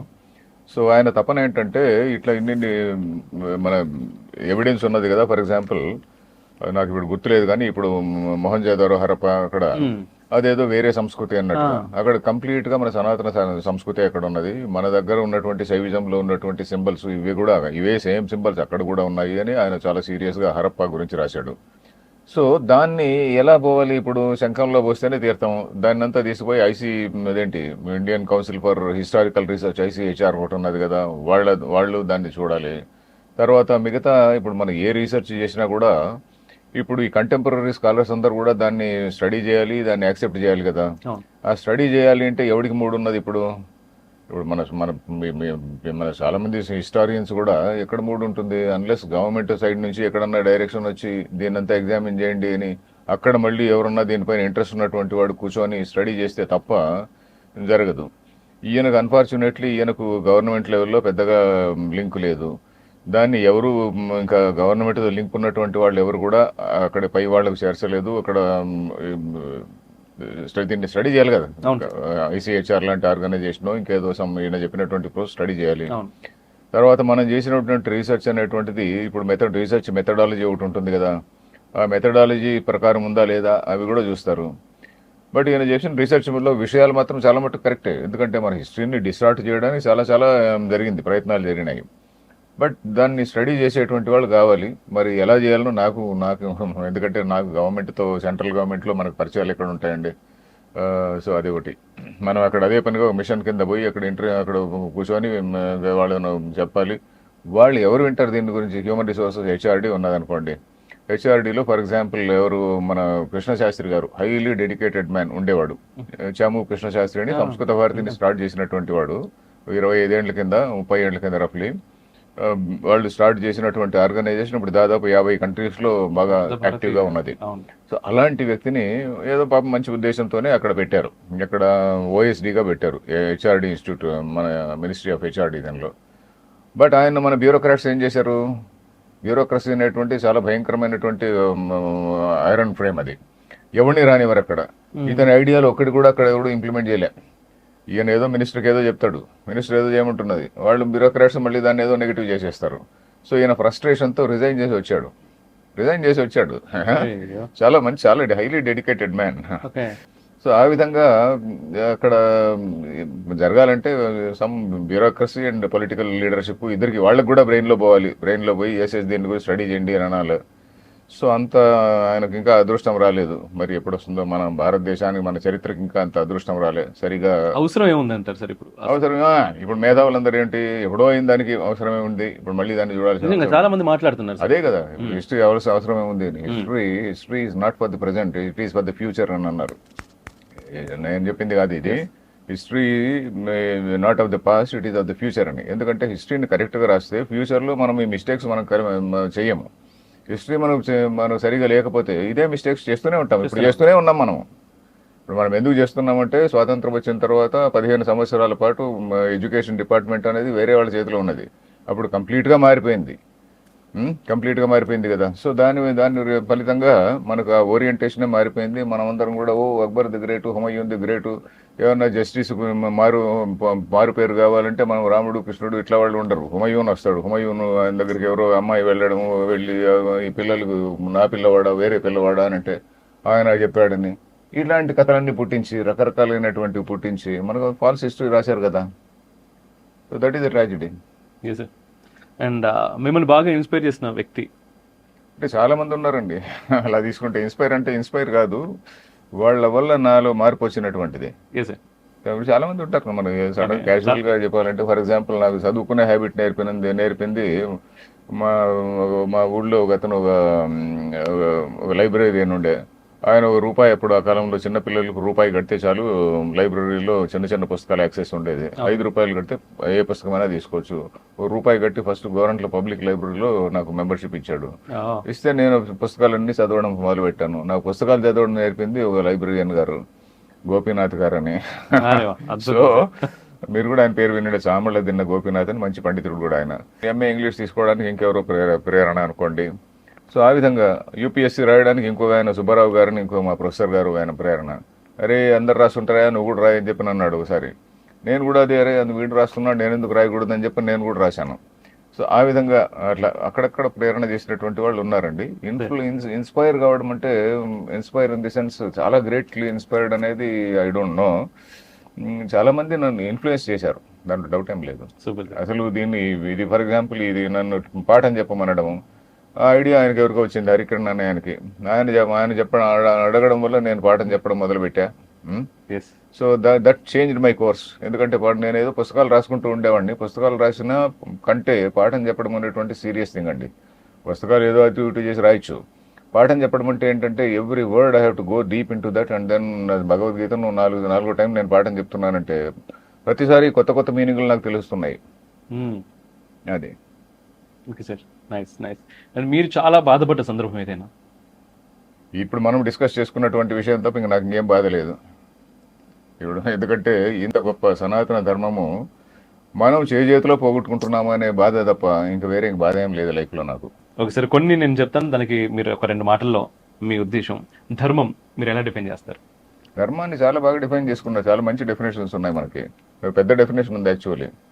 విద్వద్భి సేవి మనుస్మృతిలోనే ఉన్నది. విద్వద్భి సేవిత సద్భి నిత్యం అద్వేషరాగిభి హృదయేనాభ్యనుజ్ఞాతో యో ధర్మస్తన్నిబోధత అని ఒకటి మంచి శ్లోకం. అంటే ధర్మం అంటే ఏంటంటే విద్వాంసులు అంటే మన లెఫ్ట్ వింగ్ విద్వాంసులోనే కాదు, శాస్త్రం చదివినటువంటి వాళ్ళు, సరిగా తత్వం తెలిసినటువంటి వాళ్ళు, ఫిలాసఫర్స్ అనండి, వాళ్ళ చేత గౌరవించబడేటువంటిది. విద్వద్భి సేవిత సద్భి అంటే సత్ అనేటువంటి అంటే ట్రూత్ పట్ల ఆసక్తి ఉన్నటువంటి వాళ్ళు. తర్వాత నిత్యం అద్వేషరాగిభి రాగద్వేషములకు అతీతులైనటువంటి వాళ్ళు. తర్వాత హృదయేన అభ్యనుజ్ఞాత వాళ్ళ హృదయం నుంచి కూడా వాళ్ళు యాక్సెప్ట్ చేసినటువంటిది, ఒకటి లిప్ సర్వీస్ కాకుండా వాళ్ళు హృదయపూర్వకంగా యాక్సెప్ట్ చేసినటువంటిది, అది ధర్మము అన్నారు. సమాజాన్ని ధరించి ఉండేటువంటి ధర్మము అని ఇంకొక డెఫినేషన్ ఉన్నది. అంటే సమాజాన్ని ఎప్పుడు ధరించి ఉంటుంది? సమాజంలో ఉన్నటువంటి అన్ని వర్గాలకు కూడా అది అనుగుణంగా ఉండి అందరి యొక్క వాంట్స్ అందరి యొక్క కోరికలను అది అకామిడేట్ చేసేటుంటేనే అందరు ఉంటారు కదా. సో ధర్మం ఉంటే అందరినీ అకామిడేట్ చేయాలి. సో మరి సనాతన ధర్మం అకామిడేట్ చేసిందా అంటే ఒకప్పుడు చేసింది. ఎందుకంటే ఈ మధ్య ఇటీవల మన కులం గురించి నాకు కూడా కొన్ని రాంగ్ ఇంప్రెషన్స్ ఉండేవి. ఇటీవల శివస్య కులం అని చెప్పిన ఒక ఆయన బుక్ రాశాడు. ఆయన మీరు విన్నారా పుస్తకం పేరు? వినండి, ఆమె కెనడాలో ఉంటాడు ఆయన. మైలవరపు సుధామోహన్ అనే ఒక బుక్ రాశాడు. ఆ బుక్ నాకు పంపిస్తే యాక్చువల్లీ ఐ సర్ప్రైజ్డ్. ఎందుకంటే నేను కూడా నాకు అసలు కులం గురించి పెద్దగా ఐడియా ఉండేది కాదు. ఆయన ఎంత స్టడీ చేశాడంటే, అరే ఇప్పుడు మిగతా కులాల వాళ్ళకి ఇప్పుడు బ్రాహ్మణులు ఉన్నారనుకోండి, వీళ్ళందరినీ దూరం పెట్టారు, అది ఇది ఉంది కదా. మిగతా కులాల వాళ్ళ తాంత్రిక సంప్రదాయాలన్నీ ఉన్నాయి వాళ్ళకి. మిగతా కులాల వాళ్ళందరూ కూడా తాంత్రిక సంప్రదాయాల్లో ఉండి, అరే మేము వాడికంటే ఏం తక్కువ, మేము వాడికంటే గ్రేట్ అనుకునేటువంటి ఆ భావంలో చాలా మంది ఉండేవాళ్ళు. పల్లెల్లో కూడా చాలా మంది ఉండేవాళ్ళు. పల్లెల్లో కూడా మేము చిన్నప్పుడు కూడా చూసాం. వాళ్ళందరూ కూడా ఏదో మంత్రాలు తెలిసి అది తెలిసి తాంత్రిక ట్రెడిషన్లో ఉండేటువంటి వాళ్ళు. సో ఆ విధంగా ఎవడు పెద్దగా ఇన్ఫీరియర్గా ఫీల్ కాలే. ఆయన ఇప్పుడు 1901లో బ్రిటిష్ వాళ్ళు ఇది చేసినప్పుడు ఏది సెన్సస్ చేసినప్పుడు అప్పుడు అందరినీ అడిగితే నో ఇప్పుడు మనం దళితులు అనేటువంటి వాళ్ళు కూడా నో మమ్మల్ని మేము బ్రాహ్మణుల కంటే తక్కువేం కాదు, మేము కూడా మమ్మల్ని మాతంగ బ్రాహ్మణులు అనాలి అని చెప్పి వాళ్ళు డిమాండ్ చేశారట. ఇట్లాంటివన్నీ రాశాడు ఆయన, చాలా అథెంటిక్ గా రాశాడు, చాలా హండ్రెడ్స్ ఆఫ్ కొటేషన్స్ ఇచ్చి రాశాడు ఆయన. ఆ పుస్తకాలు చదవాలి మీరు, శివస్య కులం అని. దాన్ని మళ్ళీ తెలుగులో కూడా మళ్ళీ వచ్చింది, ఇంగ్లీష్ లో కూడా వచ్చింది, చాలా మంచి పుస్తకాలు రాశాడు. మైలవరపు సుధామోహన్. అదే సూపర్. సో అట్లా సమాజంలో ధర్మం అనేటువంటిది అందరినీ కలిపి ఉంచేటువంటిది ధర్మం అండి. ఇప్పుడు ఈ కాలం సందర్భంలో మనం చెప్పుకోవాలంటే కాన్స్టిట్యూషన్, దానికి మించిన ఇది లేదు. కాన్స్టిట్యూషన్ అనేది ఇప్పుడు ఈ కాలంలో మనం మనుస్మృతిని తీసుకురాలేం కదా. మనుస్మృతిలో ఎన్నో గొప్ప విషయాలు ఉన్నాయి, కానీ కొన్ని కారణాల వల్ల ఇప్పుడు మనం తీసుకురాలేం దాన్ని. మనుస్మృతిలో కొన్ని అవుట్డేట్ అయిపోయింది బేసికలీ. మనుస్మృతి ప్రకారం మనం ఏదో బ్రాహ్మణులు ఉన్నాం అనుకోండి, తద్దినం పెట్టినప్పుడు మాంసం పెట్టాలి, జింక మాంసం పెడితే మా పితృదేవతలు చాలా సంతృప్తి చెందుతారు. ఇవన్నీ ఉన్నాయి, ఆపస్తంభ ధర్మ సూత్రాల్లో కూడా ఉన్నాయి. ఇవన్నీ ఇప్పుడు మనం పెట్టడం లేదు. మనుస్మృతి అనేది ఎవరికి తెలియదు, చాలా మందికి మనం ఎప్పుడూ పాటించలేదు. అతను ఎవరో విలియం జోన్స్ అనేటువంటి వాడికి ఒక బుక్ కావాల్సి వచ్చింది. ఇప్పుడు ఇస్లాంలో వాళ్ళకు ఏంటి వాళ్ళ గురించి చట్టాలు రాసినప్పుడు వాళ్ళకి ఏంటి రెడీమేడ్ గా షరియా లా ఇవన్నీ కూడా ఉన్నాయి కదండి. అదీతిలో అవన్నీ కూడా పెద్ద పెద్ద వాల్యూమ్స్ ఉన్నాయి, వాటిని పట్టుకొని రాశారు. మనకు ఏంటున్నాయి, ఇమీడియట్ గా ధర్మశాస్త్రం అనేది ఒకటి వచ్చింది. ఓహో వీళ్ళకి కూడా ధర్మశాస్త్రం ఉంటుంది కదా, ఏది అంటే ఆయన పేరు మనుస్మృతి అని చెప్పని అన్నారు ఎవరు. సో ఆ మనుస్మృతిని పట్టుకొని హిందువులందరికీ మనుస్మృతి అని చెప్పని ఆయన చెప్పిన తర్వాత చాలా మంది హిందువులకు తెలిసింది. అంతేగాని హిందువులు ఎవరు, మా తాతగారు ముత్తాతలు కానీ ఎవరు కూడా మనుస్మృతిని ఎవరు ఫాలో కాలే. కొన్ని మాటలు ఉన్నాయి, అవన్నీ చాలా ఇప్పుడు కొన్ని అవుట్డేటెడ్ ఉంటాయి. సో ఇప్పుడు మనకు ధర్మం అనేటువంటిది ఏంటంటే కాన్స్టిట్యూషన్, దాన్ని సరిగా ఇంప్లిమెంట్ చేస్తే బాగానే ఉంటుంది. మరి ఇంప్లిమెంట్ చేయడానికి జడ్జిలు భయపడి, పాలిటీషియన్లు భయపడి, సమాజం కూడా భయపడి ఉంటే మనం ఏం చేయలేము. ఇప్పుడు ఫర్ ఎగ్జాంపుల్ అక్కడెక్కడో పూజ చేసుకోవడానికి తమిళనాడు వాళ్ళు సుప్రీంకోర్టు వరకు పోతున్నారు. ఇట్లాంటి దౌర్భాగ్యం అనుకుంది. అండ్ కోర్టులు చేసుకోవచ్చు అని చెప్పినా కూడా ప్రభుత్వాలు సుప్రీంకోర్టుకి వెళ్ళి కదా చేయడం అనేది ఒక దరిద్రం. అదే కదా. సార్, అండ్ ఇప్పుడు కాన్స్టిట్యూషన్ గురించి వచ్చింది కాబట్టి ఎంవీఆర్ శాస్త్రి గారు భారత రాజ్యాంగం హిందూ వ్యతిరేక రాజ్యాంగం అని ఒక పుస్తకం రాశారు సార్. దానిపైన మీ అభిప్రాయం ఏంటి? నేను ఎంవీఆర్ శాస్త్రి గారి ఆర్గ్యుమెంట్స్ చదవలేదండి, నేను చదవలేదు. నార్మల్ గా భారత రాజ్యాంగం హిందూ వ్యతిరేక రాజ్యాంగం అంటే మీరేమంటారు? లిబరల్ గా ఉంది అంతే, హిందూ వ్యతిరేకం అని కాదు, లిబరల్ గా ఉంది. లిబరల్ గా ఉండడం వల్ల ఏమైందంటే రకరకాలైనటువంటి వ్యక్తులు, ఈ అర్బన్ నక్సల్స్ అని మీరు అన్నారు కదా, రకరకాలైనటువంటి వ్యక్తులు దాన్ని మిస్యూజ్ చేయడానికి అవకాశం ఉన్నది. స్వతంత్రం వచ్చిన వెంటనే జనరల్ గా ఏం ఎక్స్పెక్ట్ చేస్తారు, హిందూ మతం ఉన్నటువంటి వాళ్ళు, హిందూ మతం అనేటువంటిది దట్ ఈజ్ మన స్టేట్ రిలీజన్ అనేటువంటిది చెప్పాలి అని. మిగతా వాళ్ళందరూ బాగా ధైర్యంగా చెప్పుకున్నారు. ఒక 100 క్రిస్టియన్ కంట్రీస్ మాది స్టేట్ రిలీజన్ క్రిస్టియానిటీ అన్నారు. 50 పైన 56, 57 ఉన్నటువంటి ఇస్లామిక్ కంట్రీస్ మాది రిలీజన్ ఇస్లాం అని చెప్పుకున్నారు. మన వాళ్ళు ఆ ధైర్యం లేకపోయింది. మన వాళ్ళు ఆ ధైర్యం లేదు, మనమంతా సెక్యులర్ అన్నమాట అప్పుడు రాకపోయినా కూడా మనమంతా మతానికి అతీతం అని ఏదో పెద్ద భేదావుల కింద చెప్పుకున్నారు. అందుకని ఇందాక చెప్పింది వాళ్ళు చేసినటువంటి అన్యాయము, మన దాన్ని వెనక్కి పోలేకున్నంత అన్యాయం చేశారు. ఒక్క దెబ్బతో కొట్టిపడేశారు హిందూ మతాన్ని. అది పీస్ నిదానమైనటువంటి అండర్గోయింగ్ ఏ స్లో డెత్ ఏమో అని నాకు అనిపిస్తుంది. వేదం మీరు డిఫైన్ చేయమంటే ఏం చేస్తారు? నేను డిఫైన్ చేసేది ఏం లేదు. వేదం ఆల్రెడీ ఇవన్నీ కొత్త డెఫినేషన్ నేనేం ఎవరు చెప్పాల్సిన పని లేదు. విత్ అంటే నాలెడ్జ్ అని, వేదం అంటే that which gives the right knowledge about the reality. Reality అంటే ఏమిటి? There is only one highest reality, that is the supreme. మనం రియాలిటీ అంటే మనం ఏదైతే బ్రహ్మ అని అంటామో, బ్రహ్మ అంటే మళ్ళీ 4 తలల బ్రహ్మ కాదు. ఇప్పుడు దాని గురించి ఇప్పుడు లెక్చర్ ఇవ్వలేనండి, ఎందుకంటే 4 తలల బ్రహ్మ వేరే, మనం అనేటువంటి వేదాంతంలో చెప్పేటువంటి బ్రహ్మ వేరే. బ్రహ్మ అంటే నేను ఇప్పుడు ఇందాక చెప్పినటువంటి సత్యం, జ్ఞానం, అనంతం అంటే ఇన్ఫినిట్లీ ఎగ్జిస్టింగ్ కాన్షియస్నెస్ అన్నాను చూడండి. It is an impersonal entity, అది వ్యక్తి కాదు. సో దాని గురించి సరైనటువంటి నాలెడ్జ్ ఇచ్చేది ఆ ఇంపర్సనల్ ఎంటిటీ. అది అయినప్పుడు మనం ఏ విధంగా ప్రవర్తించాలి, లోక వ్యవహారంలో ఎలా ప్రవర్తించాలి, దాన్ని అంతటినీ చెప్పేటువంటిది ఆ ధర్మము, వేదము కూడా. భారతదేశం జస్ట్ భారతదేశాన్ని మీరు డిఫైన్ చేయమంటే, అంటే దేశం అనే పేరు ఎలా వచ్చిందని కాదు, ఈ రోజు ఉన్నటువంటి భారతదేశం మనం అందరం మాట్లాడుతూ ఉంటాం, ప్రపంచంలో ఈ దేశం చాలా గొప్పది, ఈ దేశంలో పుట్టడం మనం చాలా, నో డౌట్ అబౌట్ ఇట్. ఎందుకంటే మనకి ఇంత గొప్ప, నేను ఇందాక చెప్పాను కదండి, మనకున్న సనాతన ధర్మం గ్రేట్నెస్ అంటే మనకు ఉపనిషత్తులో ఇచ్చినటువంటి ధర్మం ప్రపంచంలో ఎక్కడా లేదు. ఇంత లిబరల్ గా, ఇంత ఇన్క్లూజివ్ గా అన్నిటిని కూడా యాక్సెప్ట్ చేసేటువంటి, ఇప్పుడు మనం ఏదైతే లిబరలిజం, ఇన్క్లూజివ్నెస్ ఇవన్నీ కూడా అంటున్నామో, ఇవన్నీ కూడా మనకు సిద్ధాంతంలో ఉంది, మన ఆచరణలో కూడా ఉంది. ఆచరణలో ఎక్కువైపోయి మనం అందరిని కూడా వేరే వాడు మన ఇంట్లోకి వచ్చి దోచుకొని పోతున్నాం, మనం వాడిని మాట్లాడలేకుండా ఉన్నాము. వేరేవాడు మన మీదకి వచ్చినా వాడిని అనలేకుండా ఉన్నాము. మన మేధావులే వాళ్ళకి సపోర్ట్ చేస్తున్నారు. ఇదంతా total example of greatest liberalism ఇది. లిబరలిజం టు ద పూలిస్ ఎక్స్టెంట్ అయిపోయింది మనకు, చేతగాంతనం దగ్గరకు వచ్చింది. చేతగాని ధనంకి వచ్చింది. Yes sir. సో మనకు ఇంత మన it is great, it very great dharma, దాంట్లో డౌటే లేదు. వీఆర్ ఫార్చునేట్, నేను కూడా అదే అనుకుంటుంటా. We are very very fortunate to have been born in this particular tradition which says there is only one reality, ఒకే సత్యం అనేటువంటిది ఉన్నది. ఆ సత్యాన్ని నువ్వు ఏ విధంగానైనా నువ్వు పూజించుకో, ఏ విధంగానైనా భావించుకో. ప్రపంచంలో అసలు దెబ్బలాట్లు ఉండడానికి అసలు స్కోపే లేదు. ప్రపంచంలో ప్రతి మనిషిలో కూడా నువ్వు దేవుణ్ణి చూడు, డివినిటీని చూడు, బ్రహ్మాన్ని చూడు అని చెప్పని. మరి ఇంత గొప్పగా చెప్పినటువంటి సిద్ధాంతం ఎక్కడా లేదు. సో కాబట్టి మనం we have to be proud, దాంట్లో డౌట్ ఏం లేదు. పోతే అట్లాంటిది పోతా ఉన్నది అనేటువంటి బాధ తప్ప ఇంక నాకు వేరే బాధ ఏం లేదండి. సెక్యులరిజం గురించి కూడా నేనేం చెప్పలేను. సెక్యులరిజం అనేటువంటిది మన సిద్ధాంతంలో ఉంది. మన సెక్యులరిజం అనేటువంటిది మన సూయిసైడల్ సెక్యులరిజం మనకు ఉండేటువంటిది. మనకున్నటువంటి సెక్యులరిజం ఏదైతే ఉన్నదో చాలా సూయిసైడల్ సెక్యులరిజం. సరిగా అర్థం చేసుకోలేకపోవడం వల్ల, మన సిద్ధాంతం తెలియకపోవడం వల్ల మూర్ఖత్వంలో ఉన్నటువంటి సెక్యులరిజం అంది. పునర్జన్మ అనే దాన్ని అది it's a question of slightly, అది కొంతము థియరీ అండ్ బిలీఫ్ అని రెండు చెప్పాను కదండి, ఫిలాసఫీ అండ్ బిలీఫ్ అని చెప్పాను కదా. కొంతవరకు బిలీఫ్ అనేటువంటిది దానిలో ఉన్నది. అందుకనే ఫిలాసఫర్స్ ఎవరు వేదాంతాన్ని యాక్సెప్ట్ చేశారు కానీ, వెస్టర్న్ ఫిలాసఫర్స్ చాలా మంది వేదాంతాన్ని యాక్సెప్ట్ చేశారు కానీ పునర్జన్మ అనే దాన్ని మాట్లాడలేదు. మీరు జిడ్డు కృష్ణమూర్తి గురించి తీసుకోండి. జిడ్డు కృష్ణమూర్తి మొత్తం ఉపనిషత్తుల్లో ఉన్న వేదాంతమే చెప్పాడు, రియాలిటీ గురించి కానీ ఇవన్నీ కూడా. పునర్జన్మ గురించి ఆయన చెప్పడు. ఎందుకంటే పునర్జన్మ అనేది వచ్చేవాళ్ళకు it's a question of belief.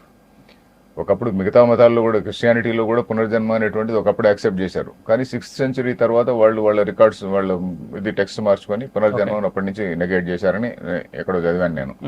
So ఆ విధంగా పునర్జన్మ గురించి నేను ఒపీనియన్ చెప్పేది ఏం లేదు.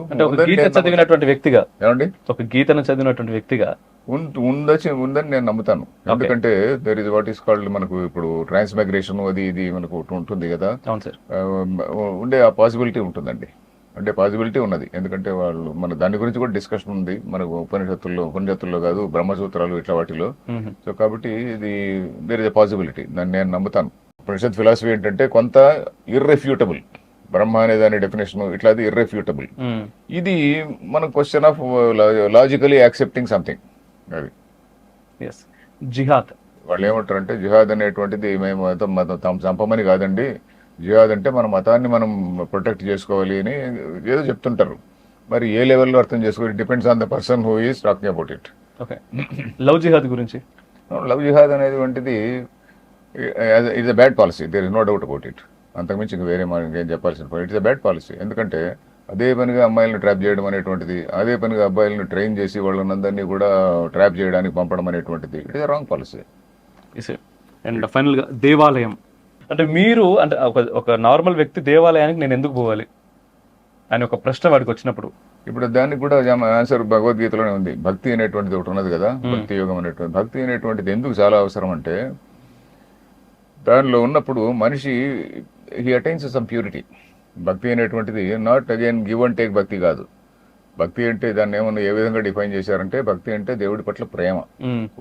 మనకు మించినటువంటి ఒక సూపర్ న్యాచురల్ థింగ్ ఉన్నది అని నారద భక్తి సూత్రాలు అనే పుస్తకం ఉన్నది. దానిలో సాత్వస్మిన్ పరమ ప్రేమ రూప అంటారు. భక్తి అనేటువంటిది పరమ ప్రేమ రూప. దేవుడు అనేటువంటి కాన్సెప్ట్ పైన పరమ ప్రేమగా, చాలా ప్రేమగా భక్తి పూజ చేసుకోవాలి. తర్వాత నేను ఏమి చేసినా కూడా నేను నీకు అర్పిస్తున్నాను అని అంటాం. కాయేన వాచ మనసేంద్రియైరు అని చెప్పుకుంటాం. ఏంటి నేను ఏమి చేసినా నీకు అర్పిస్తున్నాను అంటే ఏమిటి? మనం దొంగతనం చేసి దేవుడికి అర్పించాం కదా, ఇంకేదో ఏదో పని చేసి దేవుడికి అర్పించాము. సో మన యాక్షన్స్ అన్ని కూడా క్రమక్రమంగా ప్యూర్ అవుతాయి, పరిశుద్ధం అవుతాయి. మన మనసులో ఉన్నటువంటి రకరకాలైనటువంటి ఇవన్నీ కూడా పరిశుద్ధం అవుతాయి. కాబట్టి భక్తి అనేటువంటి చాలా అవసరమే. దేవాలయానికి పోవాల్సిన అవసరం చాలా ఉన్నది. దేవాలయంలో అంటే మనం కొంచెం తెలుసుకొని పోవాలి, హిందూయిజం గురించి కొంచెం తెలుసుకొని పోవాలి. అంతేగాని ఇదిగో ఈ రోజు నేను ఈ గుడికి పోవాలి, ఇంకో రోజు బాబా గుడికి పోవాలి, ఇట్లా కాదు. కొంచెం తెలుసుకోవాలి, మనం చదువుకోవాలండి. హిందువులు మొట్టమొదటి చేయాల్సినటువంటి పని చదువుకోవాలండి. హిందూయిజం గురించి తెలుసుకోకుంటే ఉండదండి. ఇంకోటి మీరు ఇంతకుముందు చెప్పినట్టుగా భయం అనేది హిందుత్వాన్ని ఇక్కడ వరకు తీసుకొచ్చింది. అట్లీస్ట్ ఈ రోజు ఉంది అంటే హిందుత్వం భయం హిందువులకు ఎక్కువ, అందుకోసమే ఉంది అంటున్నారు. ఆ భయంతో దేవాలయానికి వెళ్తున్నారు అట్లీస్ట్. అంతే. నాకు సీట్ రావాలి, వెంకటేశ్వర స్వామికి మొక్కుకోవడం అంతే. సార్, అండ్ మీరు సినిమాలు చూస్తుంటారా సార్? చూస్తుంటా అండి రెగ్యులర్ గా. ఇప్పుడు లేదు, చిన్నప్పుడు చాలా చూశాను. చిన్నప్పుడు చూడండి సినిమా లేదు, దాదాపు చాలా ఏళ్ల నుంచి చూడలేదు. అంటే నార్మల్ గా ఏంటంటే చాలా సీరియస్ గా కనిపిస్తా ఉంటారు సార్. లేదు లేదు, నేను నేను ఇక్కడ కూర్చున్నప్పుడు లేదు, కూడా చాలా ఏండ్ల నుంచి చూడలేదు. ఓకే. చిన్నప్పుడు అండి అన్ని చూశాను. ఎటువంటి సినిమాలు అంటే ఇష్టం సార్? అన్ని రామారావు, నాగేశ్వరరావు వాళ్ళు వీళ్ళు చెత్త సినిమాలు అన్ని చూశాను. అన్ని చూసారు. ఓకే. ఫేవరెట్ మ్యూజిక్ డైరెక్టర్ ఎవరు ఉన్నారా మీకు? అంత నాలెడ్జ్ లేదండి నాకు. మంచి బాగా నచ్చిన పాట ఎప్పుడైనా నార్మల్ గా పాడుకుంటూ ఉంటారు కదా ఎవరైనా? అంటే ఓల్డ్ సినిమాల్లో కొంచెం మ్యూజిక్ కాకుండా సాహిత్యం కూడా చాలా గొప్పగా ఉంటుంది పాత పాటల్లో. ఇప్పుడు సాహిత్యం లేదు, ఏమీ లేదు. సాహిత్యం లేకుండా ఓల్డ్ పాటల్లో చాలా సాహిత్యం ఉంటుంది, చాలా మంచి మంచి సాహిత్యం ఉంటుంది. అట్లా ఏదైనా నచ్చిన పాట ఏదైనా ఉందా సార్ బాగా? ఇమీడియట్ గా ఎక్కడ చెప్తానండి. అంటే రెగ్యులర్ గా ఏదో పాడుకుంటూ ఉంటారు కదా ఎవరైనా? నేను ఎప్పుడు పాడుకోలేదు. వాయిస్ చాలా బాగుంది సార్ మీది, బేస్.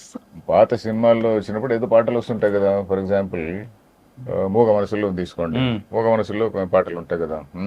నీ బయట నా పడవ తెరచాప కావాలి, ఎంత గొప్ప ఇమేజ్ అది. అలాంటివి ఇప్పుడు ఎట్లా ఎక్కడొస్తుందండి? అంటే బేసిక్ గా అట్లాంటిది ఇప్పుడు యాక్సెప్ట్ చేయరు సార్. పగలే వెన్నెల జగమే పోయేలా. సో పాత సినిమాలు ఎనివే సాహిత్యం చాలా గొప్పగా ఉంటుంది. ఇప్పుడు సాహిత్యము దీని ఏమి లేదు, ఒట్టి ఏదో రిధము ఎగురుడు అంతే తప్ప ఇంకేం లేదు కదండి. బాగా నచ్చిన రచయిత అంటే ఎవరి గురించి చెప్తారు సార్? నేను ఎవరు రచయితల గురించి, నేను మోడర్న్ రచయితలు ఎవరు నేను చదవలేదండి ఎక్కువ. నేను ఇప్పుడు నాకు టైం ఉంటే నేను చదివేది ఓన్లీ 2, వ్యాసుడు, వాల్మీకి, ప్లస్ షేక్స్పియర్, ఇట్లా వాళ్ళు కొంతమంది. అంతేగాని నేను ఇంకా మిగతా. ఓకే. ఏదైనా ఒక శ్లోకం మీ ద్వారా మేము వినాలి అనుకుంటే మీకు బాగా నచ్చి మిమ్మల్ని హత్తుకున్నటువంటి ఏదైనా? హత్తుకునేది కాదు, నేను మామూలుగా అందరికీ చెప్పేటువంటి శ్లోకం ఏంటంటే, ప్రపంచంలో ఉన్న బాధ అంతా నీ బాధ కింద తీసుకోవద్దు అని భారతంలో ఒకటి ఉన్నది. ఒకటి ఏంటంటే, ప్రపంచంలో ఉన్న బాధనంతటిని కూడా నువ్వు చేయలేవు, ఏమన్నా చేయగలిగితే తొందరగా నువ్వు ఇమీడియట్ గా ఆలోచించకుండా చేయంటుంది. అదేంటంటే, నా జానపదికం దుఃఖం ఏక శోషితం అర్హతి. జానపదికం దుఃఖం అంటే ఇప్పుడు మనకు హిందూయిజం పోతుంది లేక బలహీనపడుతుంది అనేటువంటి జానపదికం దుఃఖం. అందరి ఫెయిల్యూర్ ఉన్నది, మతాధికారుల ఫెయిల్యూర్ ఉన్నది, రాజకీయ నాయకుల ఫెయిల్యూర్ ఉన్నది, జ్యుడిషియరీ ఫెయిల్యూర్ ఉన్నది, ఇంటలెక్చువల్స్ ఫెయిల్యూర్ ఉన్నది, ఇంతమంది ఫెయిల్యూర్ ఉన్నది. అది జానపదికం దుఃఖం అంటే అందరికీ సంబంధించిన దుఃఖాన్ని, నా జానపదికం దుఃఖం ఏక శోచితుమర్హతి, నేను దాని గురించి నిద్రపోగొట్టుకోకూడదు. అవశ్యం ప్రతికుర్వీత ఏది పశ్యేది ఉపక్రమం, నీ స్థాయిలో నువ్వు దాన్ని ఎదుర్కోవడానికి ఏం చేయగలవో అది తప్పకుండా చేసి తీరు అని.